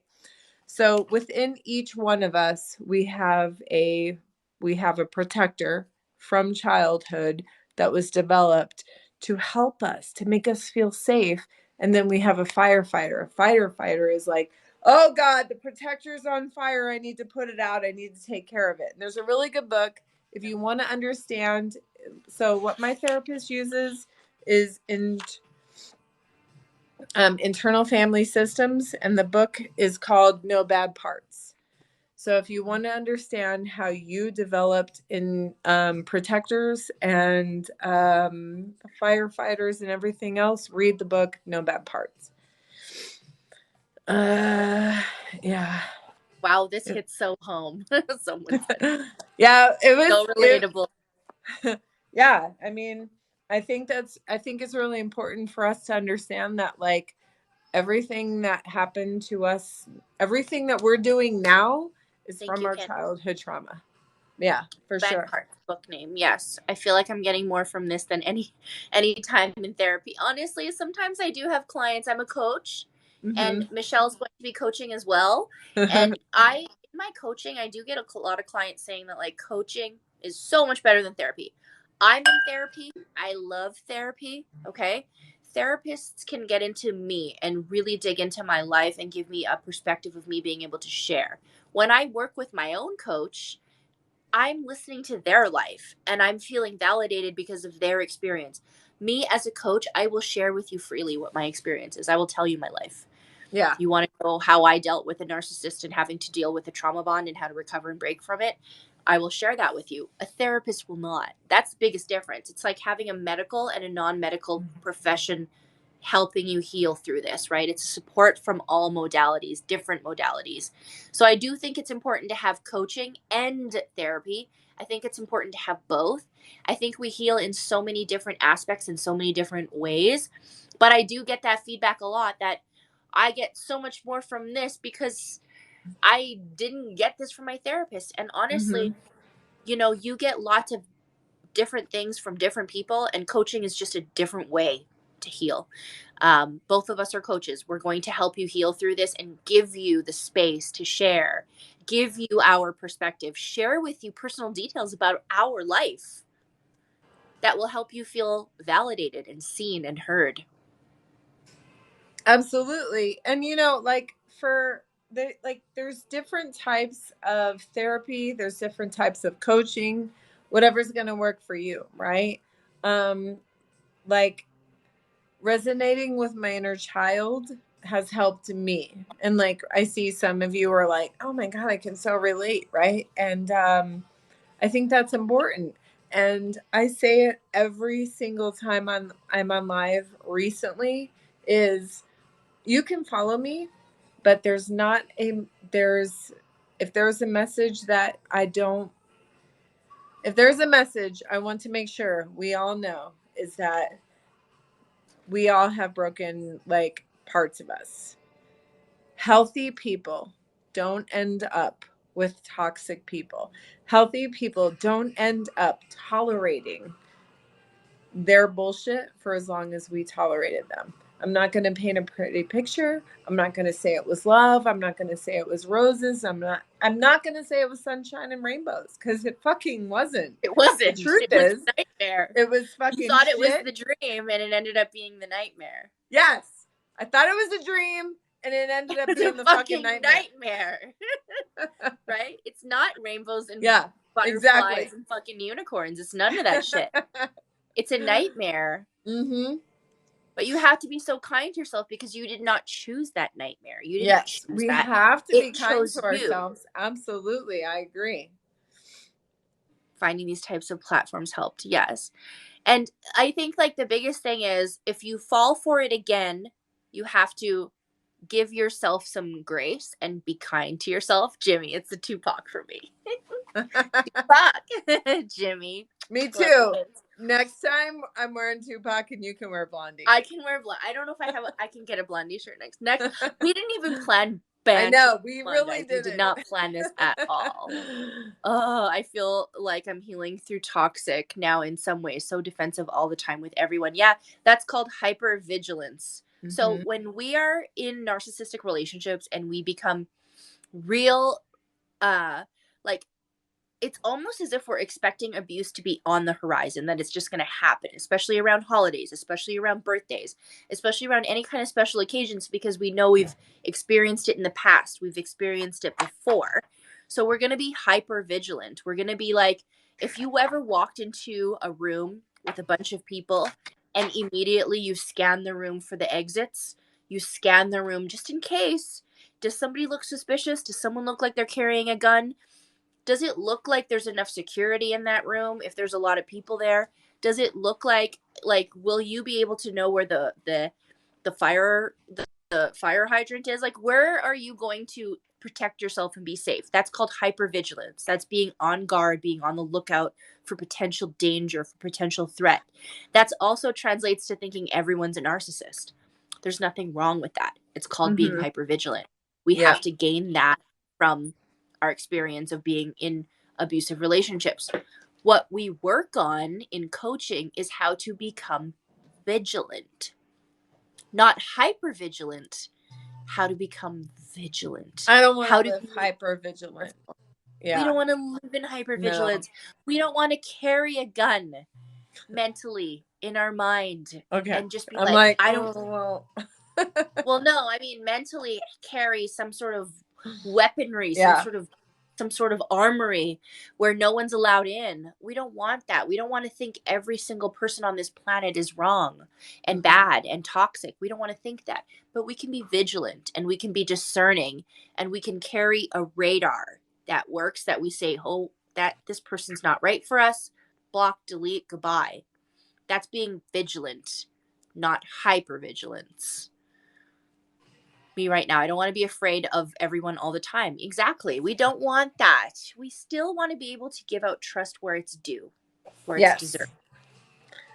Somebody said on my page, how long does the trauma bond last? And I put like 6 months, but that's like loose, right? The That's trauma bond, average. the It's a trauma, really hard the time to yeah, come up with. you have to you have to look in yourself in the mirror too, and you have to say like, I don't want to allow you any more thoughts here. um I don't know for you how long. Okay, let me let Coach Rowe tell her story. How long were you with your narcissist, Coach Rowe? Okay, so I've had 2 romantic relationships with narcissists. One being a 14-year marriage, which ended very abruptly from my end because I was actually breaking the trauma bond in the relationship. So I was realizing that I was addicted to the cycle. I was hoovered back in and married and 3 kids and really treated very poorly.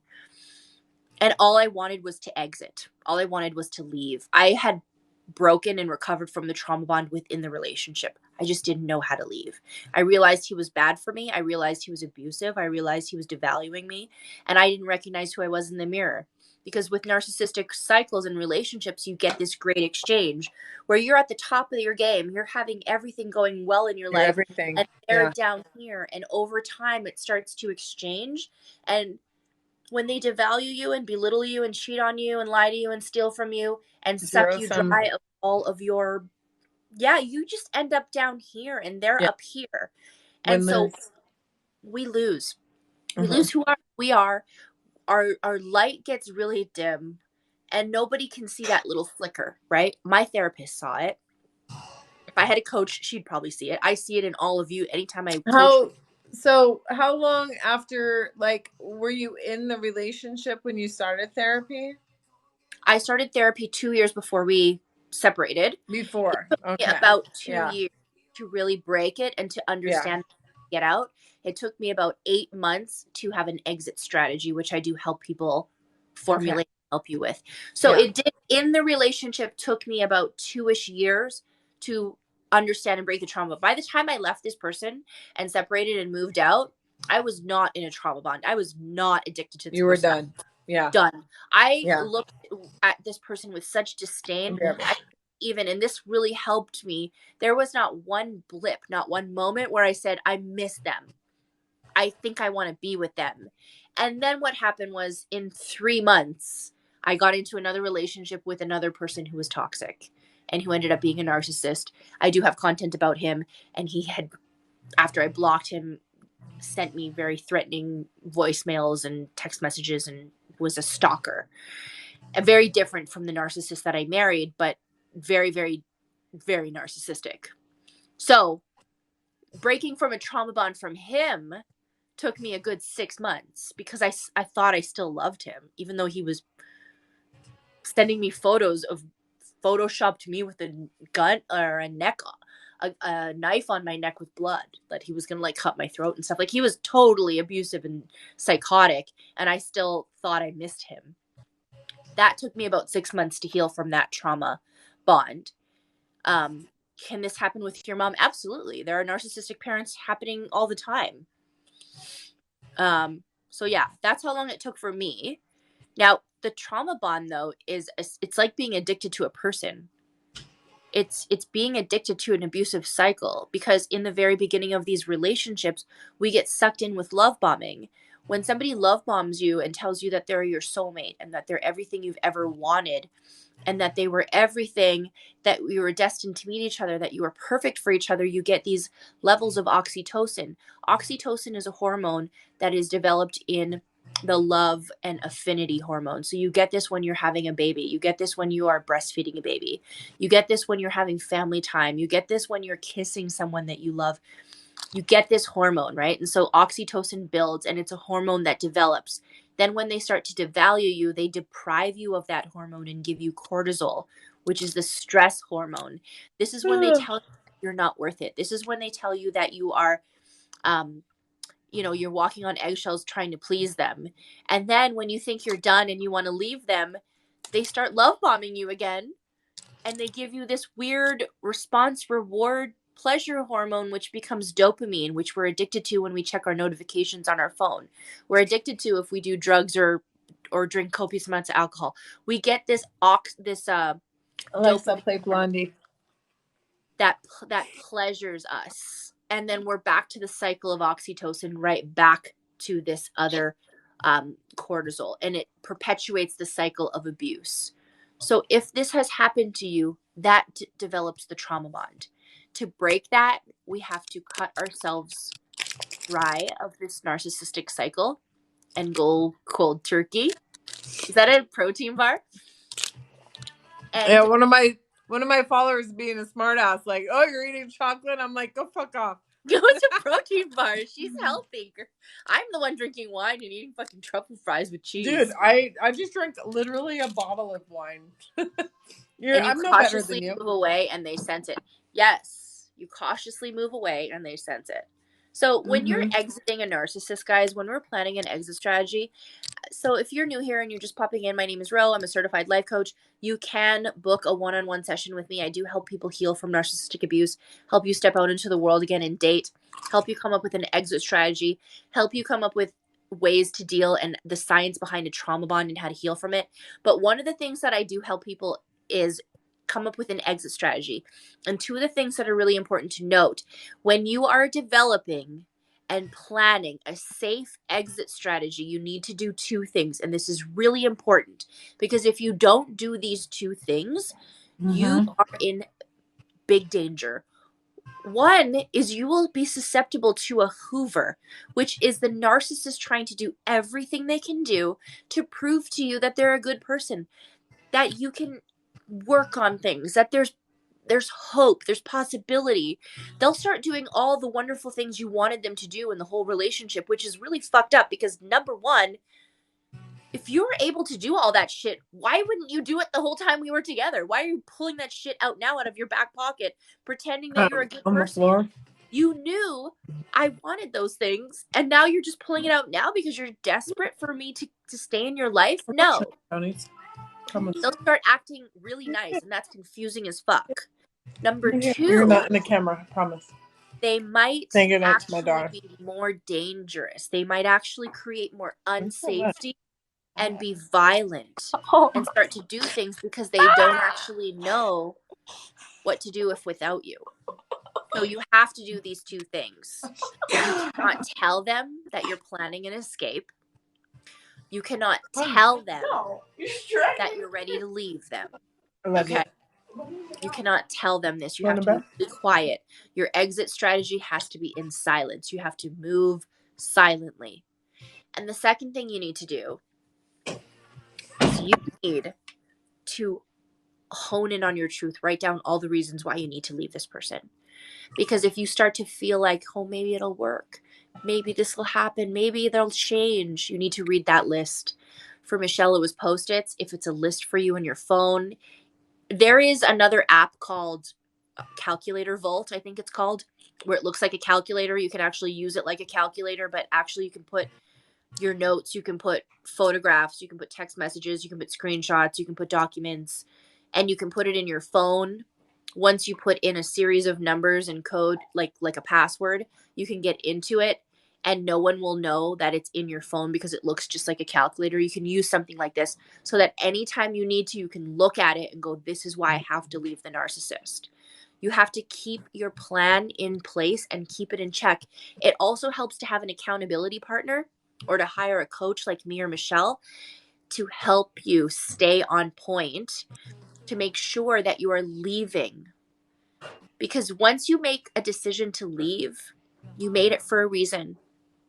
Don't let a narcissist with their toxic, manipulative ways draw you back in and try to pretend that they're this person that they never were before. They're only pulling that out now because they know you're leaving. Don't ever go back. Go forward only. Stay in the moment. Realize you actually made a choice to leave, and you have to keep at that choice. And if you need reminders, have an accountability partner, whether it's a coach or a friend, have one. If you need reminders, go on your phone and watch all those videos that you took of them yelling at you and screaming at you. Another thing that I suggest, and it may be off like the beaten path, but everyone loves taboo. Let's hear it. If you've been financially abused by this person, i.e., they made you put, okay, in my case, made me put my own checking account because I was a financially independent woman, was threatened by my own financial account, made me put them in like the joint account. So Yeah, there's different ways, right? There's different ways that you can be financially abused, but here's what I suggest. Start stealing, plotting, manipulating, scheming, charging, doing whatever you can to maximize your security, to remove yourself from that situation. So if you have to put like $30 here off of the credit card and another $100 here, and they're not really questioning where you've been spending the money because you've been pretty predictable about how you've been spending, whatever you need to do to provide yourself an escape path, steal, rob, cheat, beg, borrow, who gives a shit for your. It's not even stealing. It's your money. It is your money. Think of all the times you stole from them, or they stole from you. They stole from you. Right? Yeah. Think like the narcissist I married. He took my $25,000 savings from this telecom company that I worked for to pay for his vices because he couldn't pay this loan. So because he was a fucking gambling addict. So he took all of that and paid for that. I didn't think anything of it. We sold our house that we put money into because he needed to pay for another loan. So if you need to take money out of the family money, out of the shared bank account. Because if you don't, they will. They will take it and put it in another spot. Another thing I used to do is I would take money out of the bank account and I would pay things in cash so that they wouldn't have a record of where I spent my money. It is lying, it's cheating, it's stealing, sure. If that's what you want to call it, but it isn't. The narc. You want to narc the narc, exactly. You don't want them to be in control. You're secretly taking control of yourself, taking power back. And to them, it might be stealing. To them, it might be deception. But the story we tell ourselves is that we're doing something dirty to the narcissist. That's not it. We're doing something to protect ourselves. If you need to put away some money for yourself and slowly take away, you can manipulate ethically. You're manipulating in an ethical way.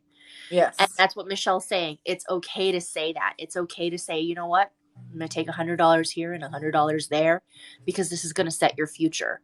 And especially if you have kids, this is going to help your kids have two different homes to choose from. One that's abusive and dysfunctional, and one that's healthy and functional. Yeah. You're doing that.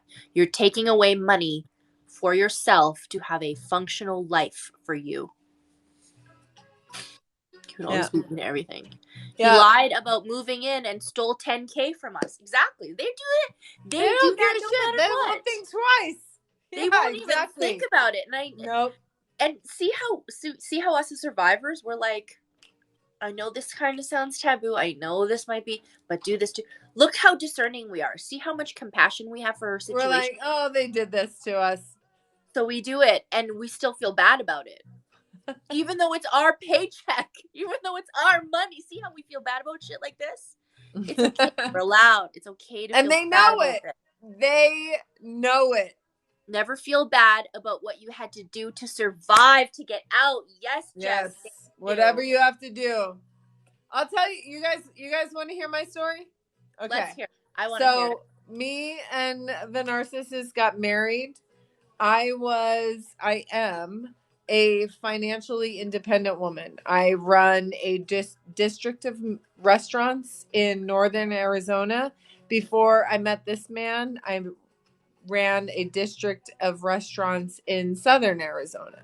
When I met this man, who was supposed to move to me, because we all know, blah blah blah, they make all the sacrifices, right? We make all the sacrifices. I left my job making six figures to go move to a podunk community making less than. He was always inferior. My job was always inferior to him. He always had to criticize, critical. We started couples therapy because of my job. I always deposited money into a private account. And I would tell him, and it was true, if I want to buy you a gift, if I want to do something for you, I don't want you to know how much it cost me. I need my financial independence. Well, of course, for a narcissist, you having your autonomy, freedom, anything, financial independence isn't okay. So he used God through church to manipulate me. Yeah. He used God through church to manipulate me. So we went to a sermon and our pastor was preaching, you need to give 100% of all of your funds and blah, blah, blah. So he guilted me into removing my account to his account. Long story short, we had the same joint checking account. And I started noticing, because I didn't pay attention to the bills when I had my own. But once we had a together, I started looking, and like, he was paying money towards an account I didn't even know he had, right? And I was like, so you're paying off a savings account that I didn't even know you had, but I couldn't have my own. So they will do whatever they can to financially manipulate you. So all I have to say is, when I left, I sold anything that was of value, because he was stupid enough. He was stupid enough to leave me in our shared home while he was going to go live with his friend at his friend's house and leave me to the gun safe and the furniture and the home gym and everything else that he said he wanted. But guess what? Guess what he let me have in the divorce? Just saying. So if you have to rob, cheat, steal for your path to freedom, rob, cheat, steal to your path of freedom. Do it. Pew, pew. Rob, cheat, steal. Even if you call it that, and you know in your heart of hearts it isn't that. Because you know really, you're not, right? You know you're back not. What you, yeah, exactly. You're only rob, cheating, stealing from their perspective. Yeah. That's their perspective. What you're the taking reality back is, what was owed you're to taking you. back what's owed to you. You're taking back what belongs to you. You're taking back what you owe, what is owed, what you own. Okay, Alberta Mechanic is my friend, Jess, just so you know. And just yeah, because he said, "Hey, beautiful." I don't really respond well to physical compliments. So if you want to compliment me on, or compliment Michelle and I on our knowledge on what we provide for you, but anything physical, your hair looks, yeah, if I know you, that's different, but this is why you got muted. But Alberta Mechanic is my friend. So what did you get out of the divorce? I got my freedom. That's all that matters. I don't care what I got. Material shit does not matter. I got 50% of my kids. I got my freedom. And that's all that matters. That's what I got out of the divorce. You got your freedom. I got my freedom. And every day on the side of freedom is so much sweeter. Even your worst day on the side of freedom is far better than the best day you ever had with that narcissist. Fuck yeah. I almost died last year of COVID. I almost died. I was on my deathbed. I was in the hospital, intubated. I was in a coma. I was on life support for 8 days. I was in ICU for 18 days. And that day, those real dark, desolate days, was better than my wedding day. So every day on the side of freedom is far better than the best day you ever had with that narcissist. Co-parenting and gray rocking / no contact. Yes, we need to talk about that. Somebody is asking, getting your freedom back, health freedom, custody of children. So me, I share 3 kids with the narcissist that I married, and we have a 50-50 custody agreement. Okay. Do they get to see their dad every week? Yes. I have 7 days with my kids. They have 7 days with their dad. Do I talk to him? No. Can he contact me? No. Does he have access to my phone? No. He cannot text me. He cannot call me. Nothing. Not even on a parenting app. On Mondays, I drop the kids off. The following Monday, he drops them off. He has a 5-minute interaction with me where he can either just put his fucking tail between his legs and not say shit and let the kids show up at my house, or he grows a pair and says some stupid shit that makes no sense. Random shit. We have no idea what he's talking which about. I share with my bestie here, my accountability partner, my coach, my friend, my bestie, and I share with her, and she gives me the badass bitch baddies advice that says, don't give it any more attention. You gave it to me, and that's all you need. The last time he said some weird shit about how the Calgary police are going to come knock on my door or some stupid shit that didn't make sense. That's all he gets. He doesn't have access to me, and it pisses him off. Can you go no contact with a narcissist that you're co-parenting with and sharing kids with? Yes. Because I'm not depriving him of his kids.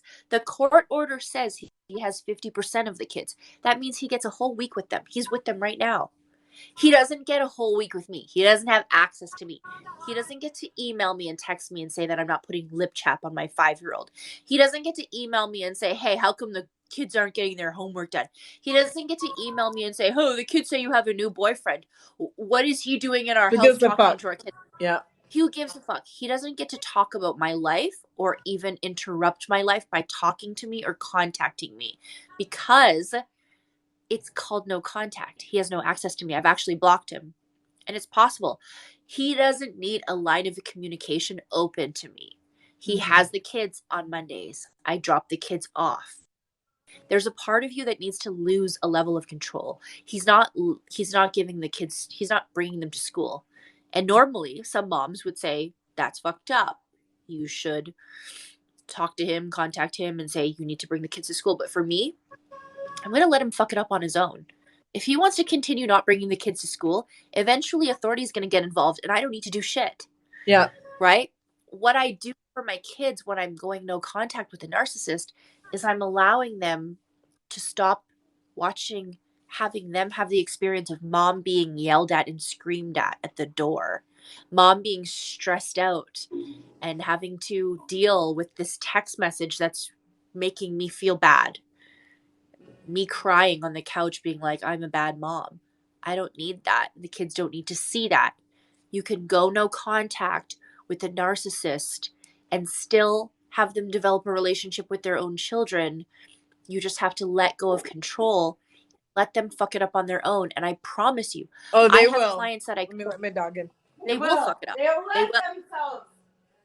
They always fuck it up for themselves. And I have clients with very young children who have this concern that, oh my gosh, is the narcissist going to alienate me from the kids? Or are they going to make me feel like a bad person? Then I have clients with older kids that their older 15, 16, 17-year-old kids are telling them, Mom, you need to not let dad bother you. They don't even want to talk to their dad. When they're old enough, they will know it. When they're old enough, they'll make those choices for themselves. When they're old enough, they'll have that choice, that discernment, and be able to say, Mom is the healthy home. Dad is the unhealthy home, or the other way around, right? They'll be able to see it, right? They know.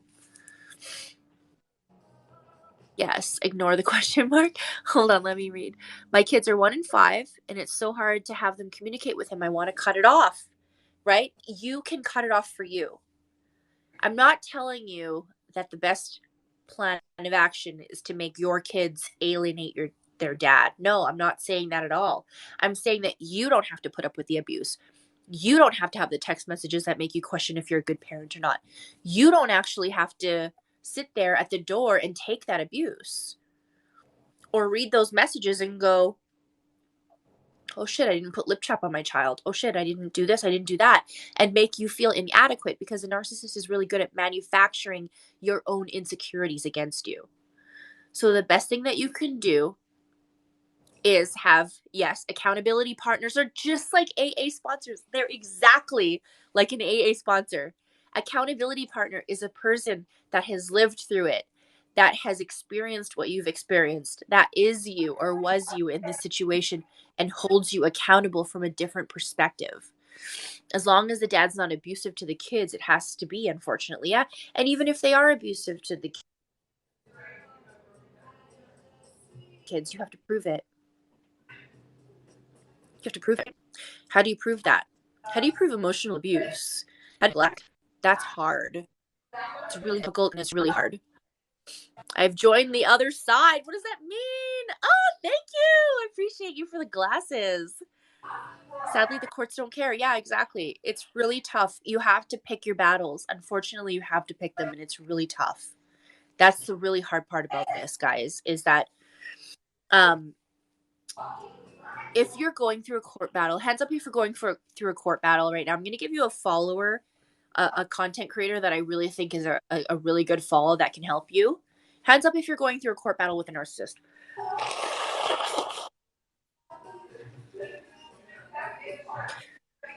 How do you get out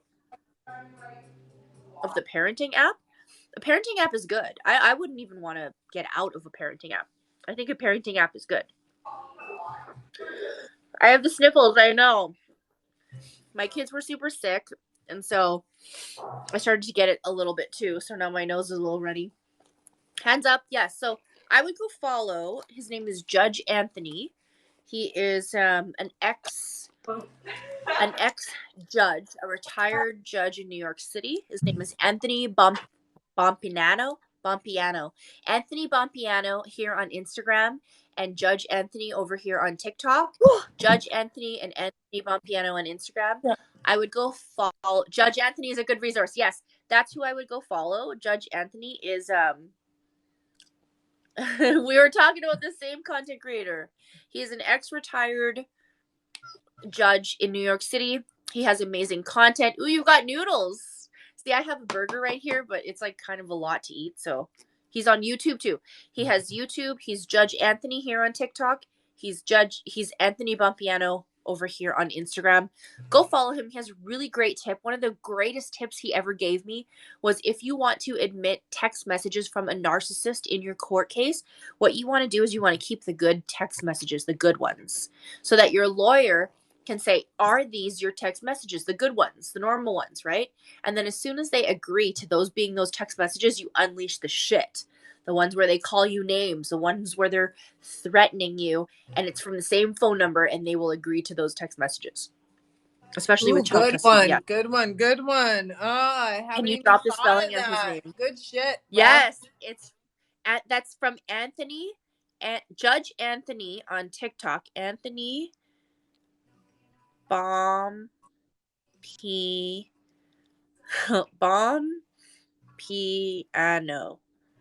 on Instagram. That's his name. Alexa, skip. Judge Anthony is awesome. Yes, Judge Anthony. He got tagged. Just finished the course, Tashana. Yay! I'm so okay. If you guys ever want to help and make an impact in people's lives, want to become a life or relationship coach or a health coach, wellness coach, go to the link in my bio, okay, under IAP College, and find a coach or find a coaching program that works for you. And yeah, if you want to help make an impact on people's lives, you can be. I'm really happy and proud of you, Tashana, for finishing that course. Amazing. Pretty girl. Thanks. Okay. I love this. Can I just like shout out to a comment? Yeah. Coach Rowe. Coach Rowe talking shit about, yeah. They're like, what's the comment? I don't know where to go. Basically, they were saying like how you were talking shit about like I have to eat with like a fork and a spoon. Meanwhile, Michelle will eat a whole pint of Ben and Jerry's without a spoon. Okay, I gotta go pee. Because it's Okay. true. I will eat Hold on, an entire. Let me see if All I right. have a question here. What? Battery. I'm seeing if I have a question before I have to go pee because I gotta go pee. Not a court How battle, do you but domestic facilitate violence. a divorce You got from one. a narcissist woman you have kids with? You immediately have to go through a parenting plan. You have to make sure you are advocating for your needs. You go for a parenting plan.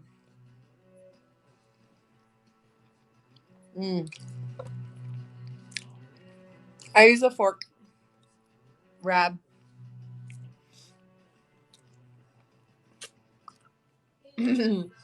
Hi Ram, I love you. You're my spirit animal. What else we got? Text messages and phone messages don't hold up in court unless they are from the main computer.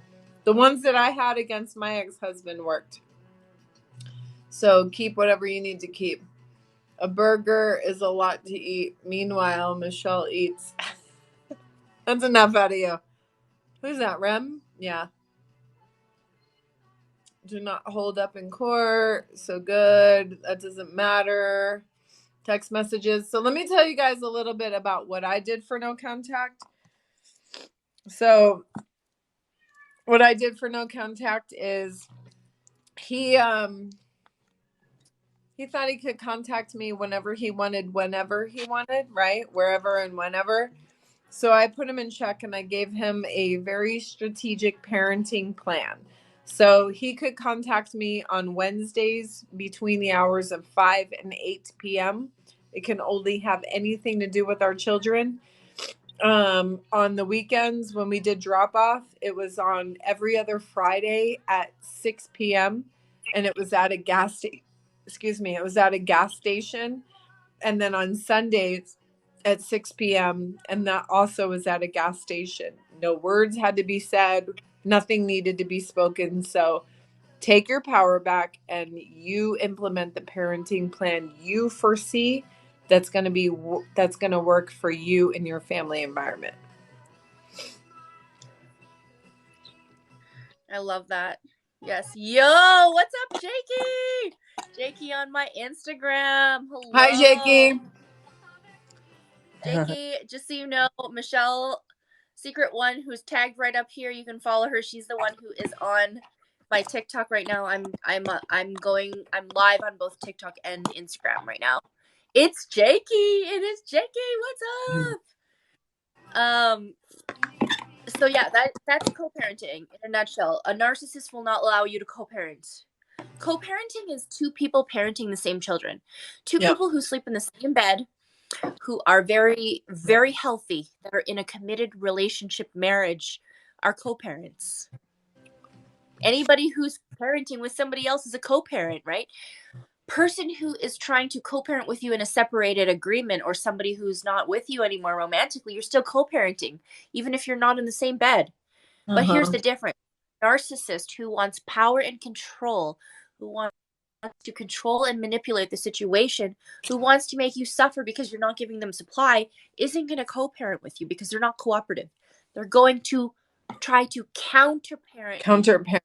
Yeah. They're going to put the child in boxing when you want them in ballet. They're going to try to pull them out of the school that they're used to and put them in a school close to their home. They're going to want to take them on trips everywhere when you have a schedule for them. They're not going to want to do the things you want to do. They're going to say that the kids need all of these my way or the highway, dental work.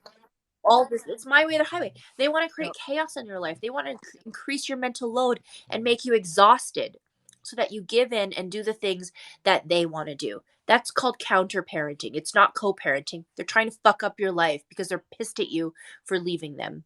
They're pissed at you that you're no longer their punching bag. They're pissed at you for not being able to be controlled by them.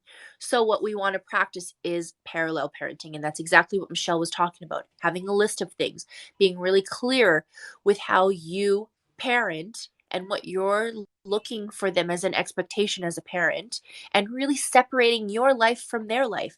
The two don't coexist. You do parenting this way, they do parenting way, and it's parallel to each other. There's no mixing. For the rest of your life. Okay? That's how you have to look at relationships. You exist Forever. your life parallelly to theirs. Parallel to theirs. There's Parallel. no mixing of the two. There's no, hey, you have a boyfriend now? I want to know about them and how many times you're spending time with our children. Oh, what? You want to put them in boxing? No. Let's talk about sharing that and doing that together. There's no coinciding. And that does implore you to actually lose a sense of control. Ask yourself every day, what can I give up control over? What can I give that up on? Boundaries on every level. Both tank, hello. I think that's what's hard about the holidays. Is everybody's thinking about like the extras on top of the holidays when literally the holidays can mean nothing to you if you choose to let them go. You know? You have to choose what you want to really hang on to. Yeah. I tell my clients this all the time. And if you're just popping in, you can do a one-on-one coaching session with me. You can go to link in my bio and book something. What I do with my clients when I work with them one-on-one, especially when it comes to co-parenting and trying to parallel parent with a narcissist, especially when it comes to the holidays and your boundaries around the holidays, ask yourself this: what can you let go of today? All of it. All of it, sure. But maybe it's hard to do all of it. Maybe one thing at a time, maybe once a day. What can you let go of today? Can you let go of the fact that sometimes you miss those moments? Can you let go of the fact that they're not taking your kids to school? Can you let go of the fact supply that was around them all weekend? All weekend. Can you let go of the fact that you're going to have to celebrate Christmas on the 27th? What can you let go of the fact that the new supply might be there? Be there, giving your kids gifts. Yeah. Right? And calling you a monster. Than you. Maybe they are. Yeah. But did they give birth to those children? No. Fuck no. Right? They didn't. Do they actually care? Do they actually have a wholehearted interest? No.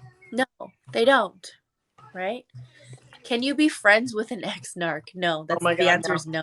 No. That's a no. That's a big Why would you want to be? Narcissists don't have friends. Why would you want to be, though? Let's unpack this. So, there's different kinds of survivors. Why do you want to be friends? There's different kinds of survivors, right? Like, I am the survivor that's like, oh, hi, I'm the narcissist.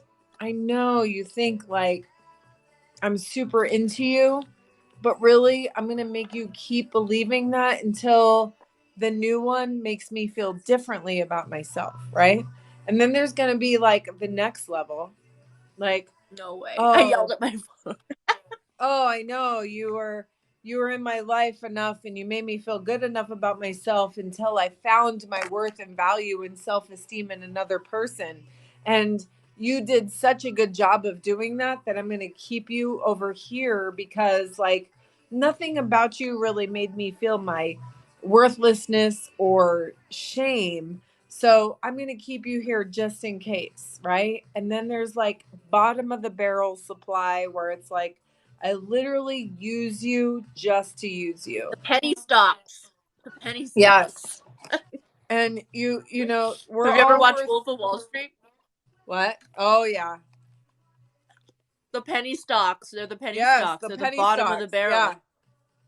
We're all worth more than being a fucking penny stock. What's the new currency? We're not a crypto. Penny stock.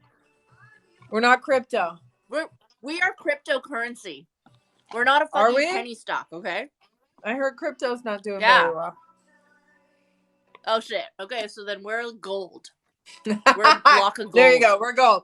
We're gold and diamonds. We're gold. Always had good value in that shit. Bricks of gold and diamond. Does anybody gamble in crypto? I heard that shit wasn't very good. Who gambles in crypto? Jake, you got her added. Jakey, Get Michelle, and also get Michelle on Instagram too. I'm live on both TikTok and Instagram. Thank you, Jakey. Crypto is a scam. We're better than that. Okay, we're better than whatever's better than crypto. That's what we are. Jennifer, my one of my longtime followers, Jennifer, wants to know if we can be friends with Jeffrey Dahmer. She froze. Oh no. No. I don't want to be friends with a serial I think no. He murdered a bunch of people. I don't want to be friends. He's a No, I psychopath. don't want to be friends with a killer. I don't want to be friends with any murderer. Jakey. Hi, Jakey. Yeah. Jakey. Be friends with who? So here's something I'll say. I don't know how long we're gonna go live for tonight, but I want to at least get this thought out. Is that narcissists don't have friends. Yeah. They're enablers. Yeah. Okay? Their friends are not friends. They're enablers. They don't look at people like people. They don't have this. They have object permanence. They look at them like an object. They look at them like they are a form of supply, a person they can use. They look at them as how they make them feel, and how they make them feel. Yeah. They are looking at them objectively, and they're looking at them like they own them. What they can do for them. So when they look at a friend, it's like, how can I exploit this person to make me feel a certain way? And when you are friends with an ex, they will look at you the same way. They will look at you like how you can help them and be something for them. So if you continue to be friends with them, especially as your ex, knowing that they cannot be friends with you, they can only use you to exploit you, they will not only be exonerated by all the abuse that they inflicted on you, but people around them are going to go, well, it couldn't have been that bad because you're still friends. You look it couldn't wonderful. have been that bad because you still want to hang out with them, right? They weren't that bad. And you will invalidate your whole experience with them. They will actually abuse you even more without the title of commitment, because you're not even their person that you're committed to anymore. You're not their partner. You're their friend. So they're going to abuse you in all sorts of ways that they could have abused you before. You cannot be friends with a narcissistic ex. No. Because they abuse you, and they will be entitled to abuse and exonerated by the abuse, and no one will even look at them as an abuser. You do a disservice to the community because you tell the world that they're a good person when you know they're not. So can you be friends with a narcissistic ex? No. Because do narcissists have friends? No. They have enablers. Yeah. No enabling. Yeah, exactly. Listen better if you close your eyes. Justin, will you listen better if I swing on a swing, though? He said, I'll listen better if you close your eyes, but will you listen better if I swing on a swing? From my mom's mouth. Justin. Justin's starting shit. So there's a really good one. There's a really good comment. Kind of made me feel like I am the narcissist. Mm-hmm. I feel like literally all of us feel like leaving that, right? Because we start to get educated on who they are. And a lot of our reactions make us sound like we are who they portray they are. But we're the ones actually fighting the cognitive dissonance, where we may not be as alert to see who they are for who they really are.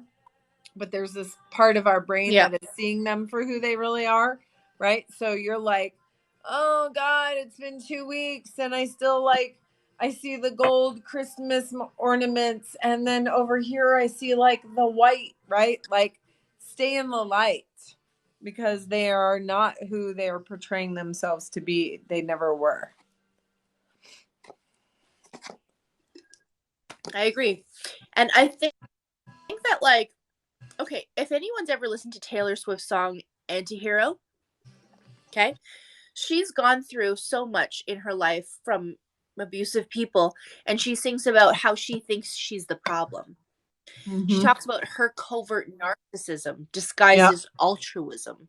Worst case. That to me says that you're looking at yourself with self-reflection and wondering if you're the problem. It's me. hi, I'm the problem, it's me. Like, that to me tells me she's gone through so much and she's been belittled and berated and devalued to such an extent that she thinks she's the problem. And we all think we are the problem because the narcissist is so good at selling us that story. When you look at the new supply and you see the narcissist off with some new relationship and they're posting their beach vacation photos and they're getting engaged and they're happy with this new person, and you think you are the problem. Michelle, me. you would think That was me. you were the problem. Now Mhm. think about this. Was that a beach vacation you wanted? Was that a Jamaican trip you actually asked for? Are they doing all the things that you wanted them to do for you? It's because they're so inauthentic and unoriginal that they will make up all the things with the new supply and try on the personality that they wanted from you with the new person. It's not authentic. People don't change like that. They don't change in a day. They don't just turn around 360 and go, or 180 and go, I'm a new person. I've changed. You were the problem. That doesn't happen. They're doing that because they're so unoriginal and they're not creative to come up with their own ideas, that they will take all the things you wanted from them and move it onto the next person who isn't. This is good. Yeah. This will work. Let's do it with That's this what person. she always wanted. I'm just going to be all of those things because that's what the other one wants. That's when the other one, and they get to do two things. They get to hit two birds with one stone, which is basically this.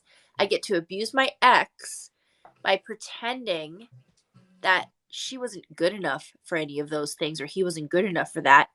And I get to love bomb the new victim, right? That's what they get to do.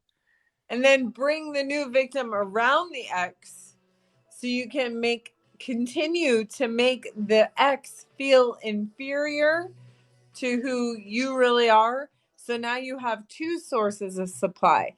You have the new supply who wants to believe you are everything who you're pretending to be. And then you have the old supply who started seeing you for who you really are. And they don't, who started seeing you for who they really are. And they're on to your ways. And now they're just starting to put a period at the end of the sentence on their journey to authenticity. Exactly. Hello from Melbourne. What's up? Who's that? It's a facade. It's all a facade. Exactly. Yep. Exactly. Someone's saying hi from Melbourne. So I want you to think about that. It's a cycle. Narcissists operate on cycles. The second they're love bombing and manipulating and mirroring the new supply, they're devaluing and abusing the old supply, you. You think you're the problem. You think that they change for this new person when really this new person doesn't know any better. The new person isn't better. They don't know any better. So they're love bombing and starting a new cycle with someone new as they're devaluing and insulting you and making you feel like you're the problem. This is the great exchange. And one day I promise you that new supply is going to need therapy. The cycles, they're like cycles on a period. Exactly. They're like on their fucking period. Yeah, facts. I mean, really, at the end of the day, they're no different than us, right? They are who we are without the lesson learned that we've learned. Sadly. So sad. I hate to see it. It is so sad. Isn't it the saddest? I hate it. It's the worst. It's the worst. What Where time are you is off to? Where are you going? Oh, I'm gonna grab menstruation cycle. Oh my god, Milou, I love you. That's awesome. It's a menstruation cycle. I've never heard of that before, dude. No. Thank you for introducing that to me. I love it. Stalking and hoovering are not the same thing. No. Stalking is literally an intimidation tactic where a narcissist will go through and check all your social media, will start calling you from fake numbers, will start intimidating you and being like, hey, I'm watching you. It's not even like they're stalking you. They want you to know that you're around so that you feel uneasy and you feel on edge. Hoovering is like a Hoover vacuum where they do things and say things to suck you in the cycle of abuse. They might tell you that they were in the hospital just recently and they almost died. They might say their grandma's dying. They might say, hey, remember those good times? Remember all those nice Christmases we had? Look at They this might picture. start to look at this picture. Remember us? We were happy here at this drive-in theater. They might try to suck you in with euphoric Celebration recall. of a death of a family member. They might do that. They hoover you back in by false promises, fakeness, and trying to do euphoric recall and make you remember things. That's the cycle that they hoover you back in. It's the last step in a narcissistic abuse cycle. A narcissistic abuse cycle starts with this. It's a idealization phase where they start to love bomb you, mirror you, tell you they're your soulmate, and try to suck you back into a trust charm cycle. And when they idolize you, they put you up on this pedestal so high that eventually they knock you down in the devaluation cycle. They tell you that you are worthless. They tell you that you're not, they manufacture feelings of jealousy, insecurity, and all of these things that make you feel like you need to go back to this idealization phase. What did I do wrong to get me back up here? What can I do? What did I do wrong to make me out of this cycle and back up here? And then they discard you. And when they discard you, you feel so out of it, alone, pushed away, that you did something wrong. You feel really worthless, that you can't recognize yourself in the mirror. And then once you're discarded, they hoover you back in. And then you're love bombed and idolized again. That is the narcissistic abuse cycle. Yes, Dr. Ramadi calls it an abuse cycle.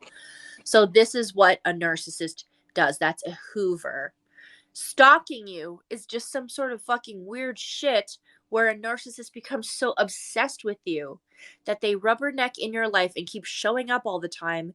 And no matter how much barrier you put in front of yourself to protect yourself in front of them and block them and ignore them and delete them, they find ways to get to you to show you, hey, I'm still watching you. Mm-hmm. I still have control over you. And you're not safe because I'm watching you.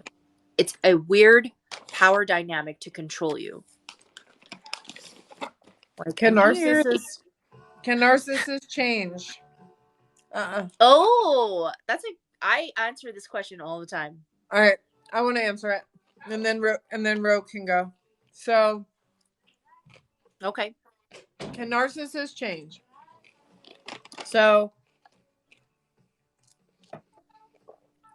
learning how much I needed to change and wanted to change about me has taught me about them. So, can they change? Well, they loathe them. They loathe themselves. They hate themselves. There's nothing about them they like about themselves. That's a lot to change right there. Period. The end. Self-loathing.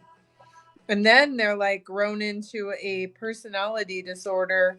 They grew into who they are. So deflection and projection is all to protect themselves from who they are. And on top of it, the abuse that they do to protect their false facade, that's a lot of shit to change. Can they change? Yes, they could choose to change. Will they change? Highly unlikely. Go, girl. Ben Taylor, good friend of mine. I'm going live with him on Sunday. Just so you know, we're going to do a group chat on the Narc app. So if you do want to follow a self-aware narcissist, his name is Ben Taylor Raw Motivations on the Narc app. Hi, Ben Taylor. Yeah, Raw Motivations. We're going to be doing a group coaching session together on narcapp.com. So if you do want to see my Healthy Dating After Abuse course, it's on the narcapp.com. You can find it in the link in my bio, and we're also going live together. And yes, he's a self-aware narcissist and a content creator.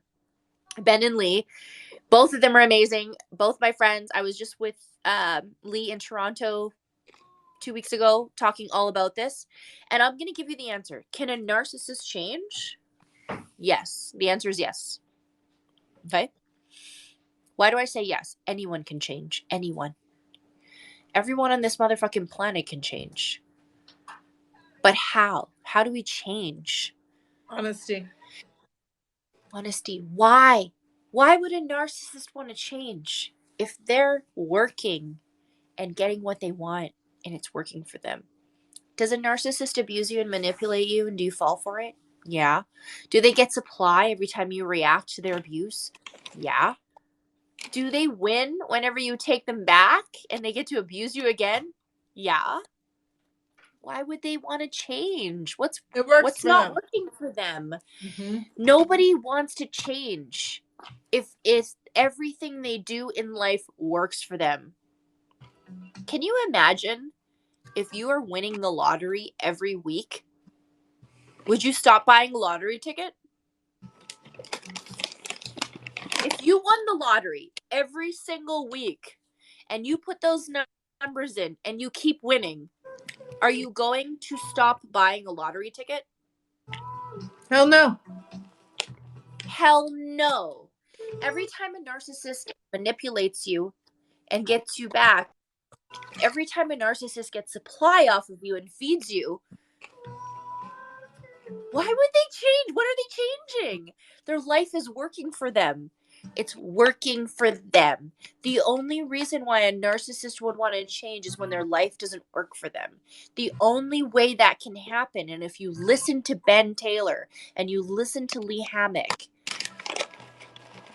if you listen to Sam Vaknin on YouTube and you listen to these self-aware narcissists who understand what they do is hurting people, what they realize is self-awareness and they're vulnerable to it. They feel pain. They know they're hurting people. Once they become aware, they can change. But if a narcissist is getting everything they want from you and you're giving them everything that they're doing to manipulate and control you, what's to change? If I'm winning the lottery every week, why would I stop buying a ticket? I'm not. Mm-hmm. I'm not. Okay? I love listening to those guys. Yeah, they're amazing. Okay, here's Jake's question because he's really interested in he wanted to really ask this question.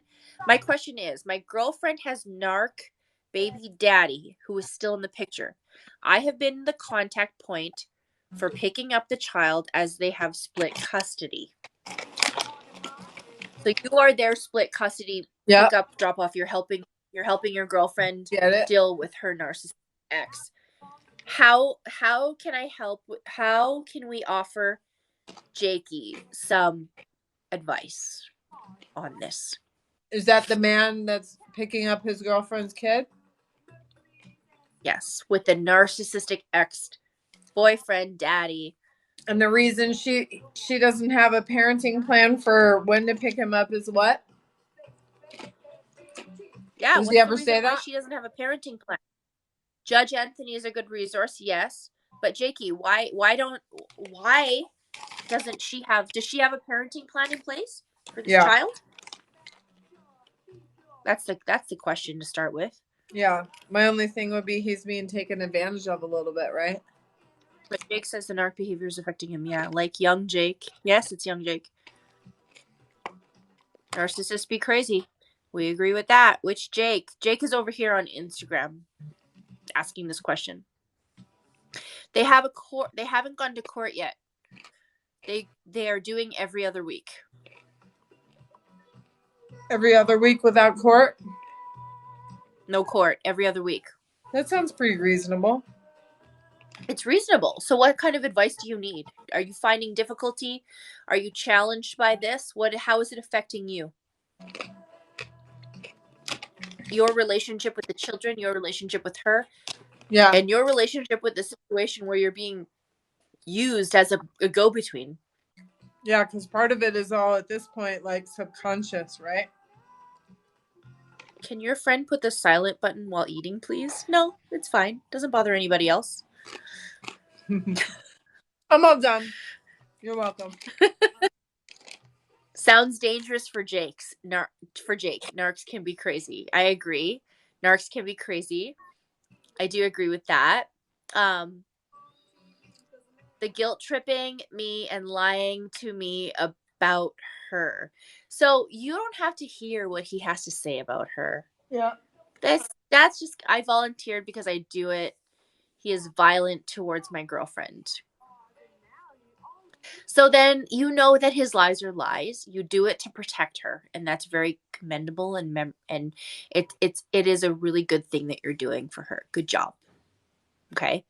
Um but everything that comes out of a narcissist's mouth usually is a lie. So you don't have to take that on and defend her, or defend him. You don't have to actually even it's like it's almost as if a toddler is talking to you. You're picking up the kids and a 3-year-old says some sort of shit about your Guess what girlfriend. Dad did? Guess what they did? This is what happened. Don't have to you don't have to feed into that. All you have to do is just take the kids and bring them to your girlfriend. That's it. Sounds like you're a convenience, Jake. Ooh, Justin. Justin says you are maybe a convenience. Guys, Yeah. what do you think? So if you're just tuning in, anyone who's just popping in here, Jake, I'm on Instagram and I'm also on TikTok. And on Instagram, Jake is asking, he has a girlfriend who has a narcissistic ex who is the baby daddy, and Jake has taken it upon himself to take and pick up the kids every other week, and he wants advice. And sometimes that narcissistic ex feeds lies to Jake about the narcissistic or about the girlfriend. How long has Jake been with this woman?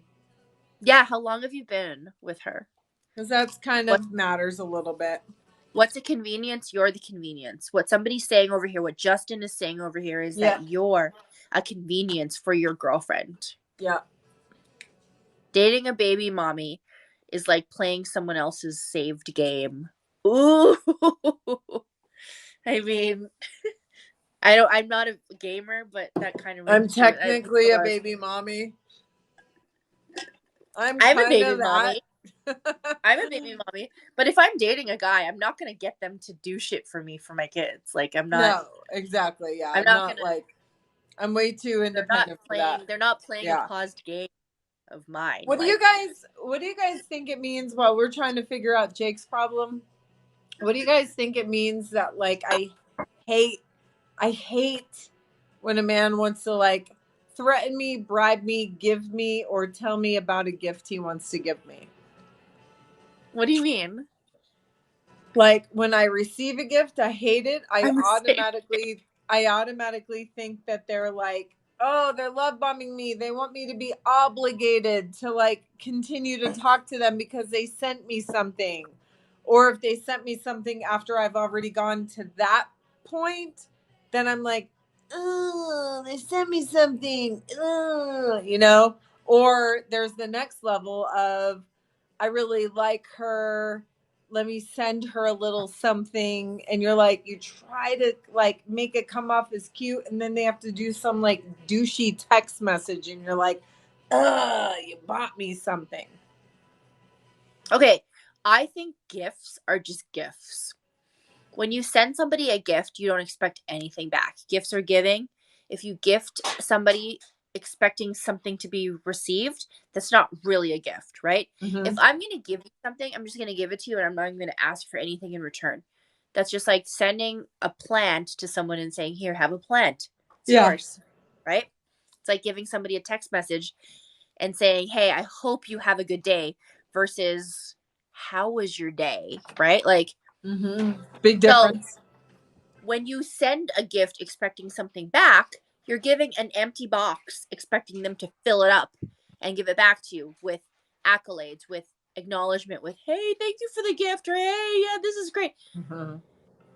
That to me says to me that you want me to entertain you, that you need something from me to give to you. I don't believe in gifts that that need something in return. If I think you're amazing and you're in my life and you're amazing and you're great and you give me something and you're not expecting anything back and I appreciate it and it was thoughtful, I'm going to give you something thoughtful back because I give everything to the man who asks me for nothing. I give everything to the man who asks me for nothing.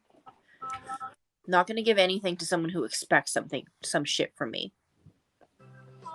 It's controlling behavior. Exactly, Elle. Reciprocity can never be an obligation. I agree. Chris, what's up, Chris? Good one. I didn't even see you pop in here. Chris, what's up? So true. Absolutely. 1000%. Yeah. I think I may be falling back into a controlling relationship. I'm under a microscope all the time. Oh my gosh. No. No, don't let yourself. You see Chris, the signs. You're saying your truth. Yes. Hey, you're already saying your truth. I'm also on Instagram, so if you guys are seeing me on who you're hearing is Michelle's Secret One. She's right here tagged in my description on my Instagram live. So if you do want to follow her, she is who you're hearing me talk to. Mm-hmm. I'm scared I could spot another abuser a mile away. I give everything to the man that expects nothing. Yeah, that's your quote. You are better off than... Should I put that as a quote? I give everything to the man who asks me for nothing. Mm-hmm. Yeah, it's a good one. How do you get someone diagnosed? Jose Jr., Jose Sr., getting someone diagnosed is not your goal. What happens when you get a diagnosis? Who gives a fuck? Yeah, honestly. What's your truth? A diagnosis What's the truth you lived? Abuse is abuse is abuse. If someone's abusing you, they're abusing you. Who cares if they're diagnosed as a narcissist? Who cares if they get a diagnosis? What's the difference? I have a headache, I take an Advil. I go to the doctor, they say you had a headache, you take an Advil. What's the difference? A doctor told me I had a headache and my head hurts. What you're experiencing is enough. You don't need a diagnosis from anyone, a clinician or anyone, to tell you that you're being abused. Yes, it doesn't matter. Thank you. Focus on the behaviors. Make a t-shirt with that quote, LOL. I give everything to the man who asks me for nothing. I don't know how good that would be as a shirt. But I do have... Sometimes when you say it, I'm like, ooh, I don't know if I'm going to give everything to a man that gives me nothing. Like, if we really... That asks me. Yeah. That asks me for nothing. Not gives me. Not asks. Okay, you're right. But ask me for nothing. But still, like, am I ever going to give everything as a part of myself? How about I give anything? Anything. I don't know, but what is anything? I mean, I got a little hint of what anything is. I'll give a lot. I'll give a lot to the man that asks me. I will give much. I will give much. We can revise this quote a little bit. Yeah. Not to be the Debbie Downer. But if he shows up for my kids, how much do I tolerate, right? If I ever see you, I'm bending that brim. Don't bend my brim. She's a romantic. I am a romantic. Don't you bend my brim, okay? If you guys want a Love is a Verb hat, and you don't have to bend the brim, okay? Apparently, Justin wants to bend the brim. I'm a bend the brim kind of girl. If you want a narc-free hat, go to the link in my bio under my merch store. You can go to the Rollercoaster of Love merch store, and you can get these hats. You don't have to bend the brim. You can keep them flat if you want to. Why do you want to bend my brims? Don't. If you want the Why do you want to bend my brim? That's a better quote, I feel like, for you. Why you want to come over here and bend my brim? Why you want to bend my brim? If you want a shirt, a hoodie, if you want a healing journal from Amazon, you can go to the link in my bio and get yourself one. That's my merch. But you don't have to bend the brim. You can stay narc free. But I honestly, it's just to me. Here's a plus: you can stay narc freak and you narc free, and you can bend. You can bend the rim. You can like slightly curve the rim. You can curve the brim. Do whatever you want with the rim. To me, I like it flat. To me, I'm all about the flat brimmed hats. That's just what I personally enjoy and like. But if you want to bend, you can. I Totally prefer up a to very you. curved rim, if anybody's I wondering. like it. I like it flat, but that's just me. This is the way I like it. And so And that's the when way I I say like it. when I say that I give everything to a man that wants nothing, asks for nothing, it's about expectation. I love to be generous and non-stingy to people who are not expecting anything of me. If I want somebody who is going to live their life and be themselves and not ask me for shit, I'm happy to give them anything they want because they don't expect anything from me, because I believe that expectations are pre-planned resentments. I believe that somebody who expects something from you, once they expect you to be a certain way, once they expect you to love them this way that they want, once they expect a certain amount of sex from you, once they I expect just all this turn. amount of affection and attention and all of this stuff, then you don't live up to their expectation that they set on you. They resent you. And I believe that expectation is pre-planned resentments. I don't want anybody who expects shit from me. I don't want anyone like that. You don't expect anything from me and you just accept me for who I am. I'll give you everything. I You give want to get to everything to know the man who wants everything nothing. about me? Exactly. Get to know everything Expectations about me breed with little disappointment. expectations. Yes. Yeah, I Yes. agree. Exactly. I don't want to like, Exactly. oh, I gotta meet his expectation on this, or like, if you're Oh, I need trying to to be date, this for this person. He needs to be that for me. And it's just so much. You're setting expectations. You're setting and yourself up for failure. don't give a shit about my past. Like, don't want to know about how many marriages I have and kids, and like, just get to know me in the present for the first few conversations, because like, for me that matters a lot too. So, Instagram, expectations. LOL. Great expectations. Yes. TikTok. I'm on Instagram and TikTok. Chris, I want you to know. Okay, I'm talking to Chris on TikTok right now, just so you know. Okay. Oh, Instagram. This is the journal. This is the journal. It's got some of my quotes. It has a thing in the beginning, a section in the beginning where it talks about love being a verb. Love is a verb on the back. And it is a journal that you can use however you want.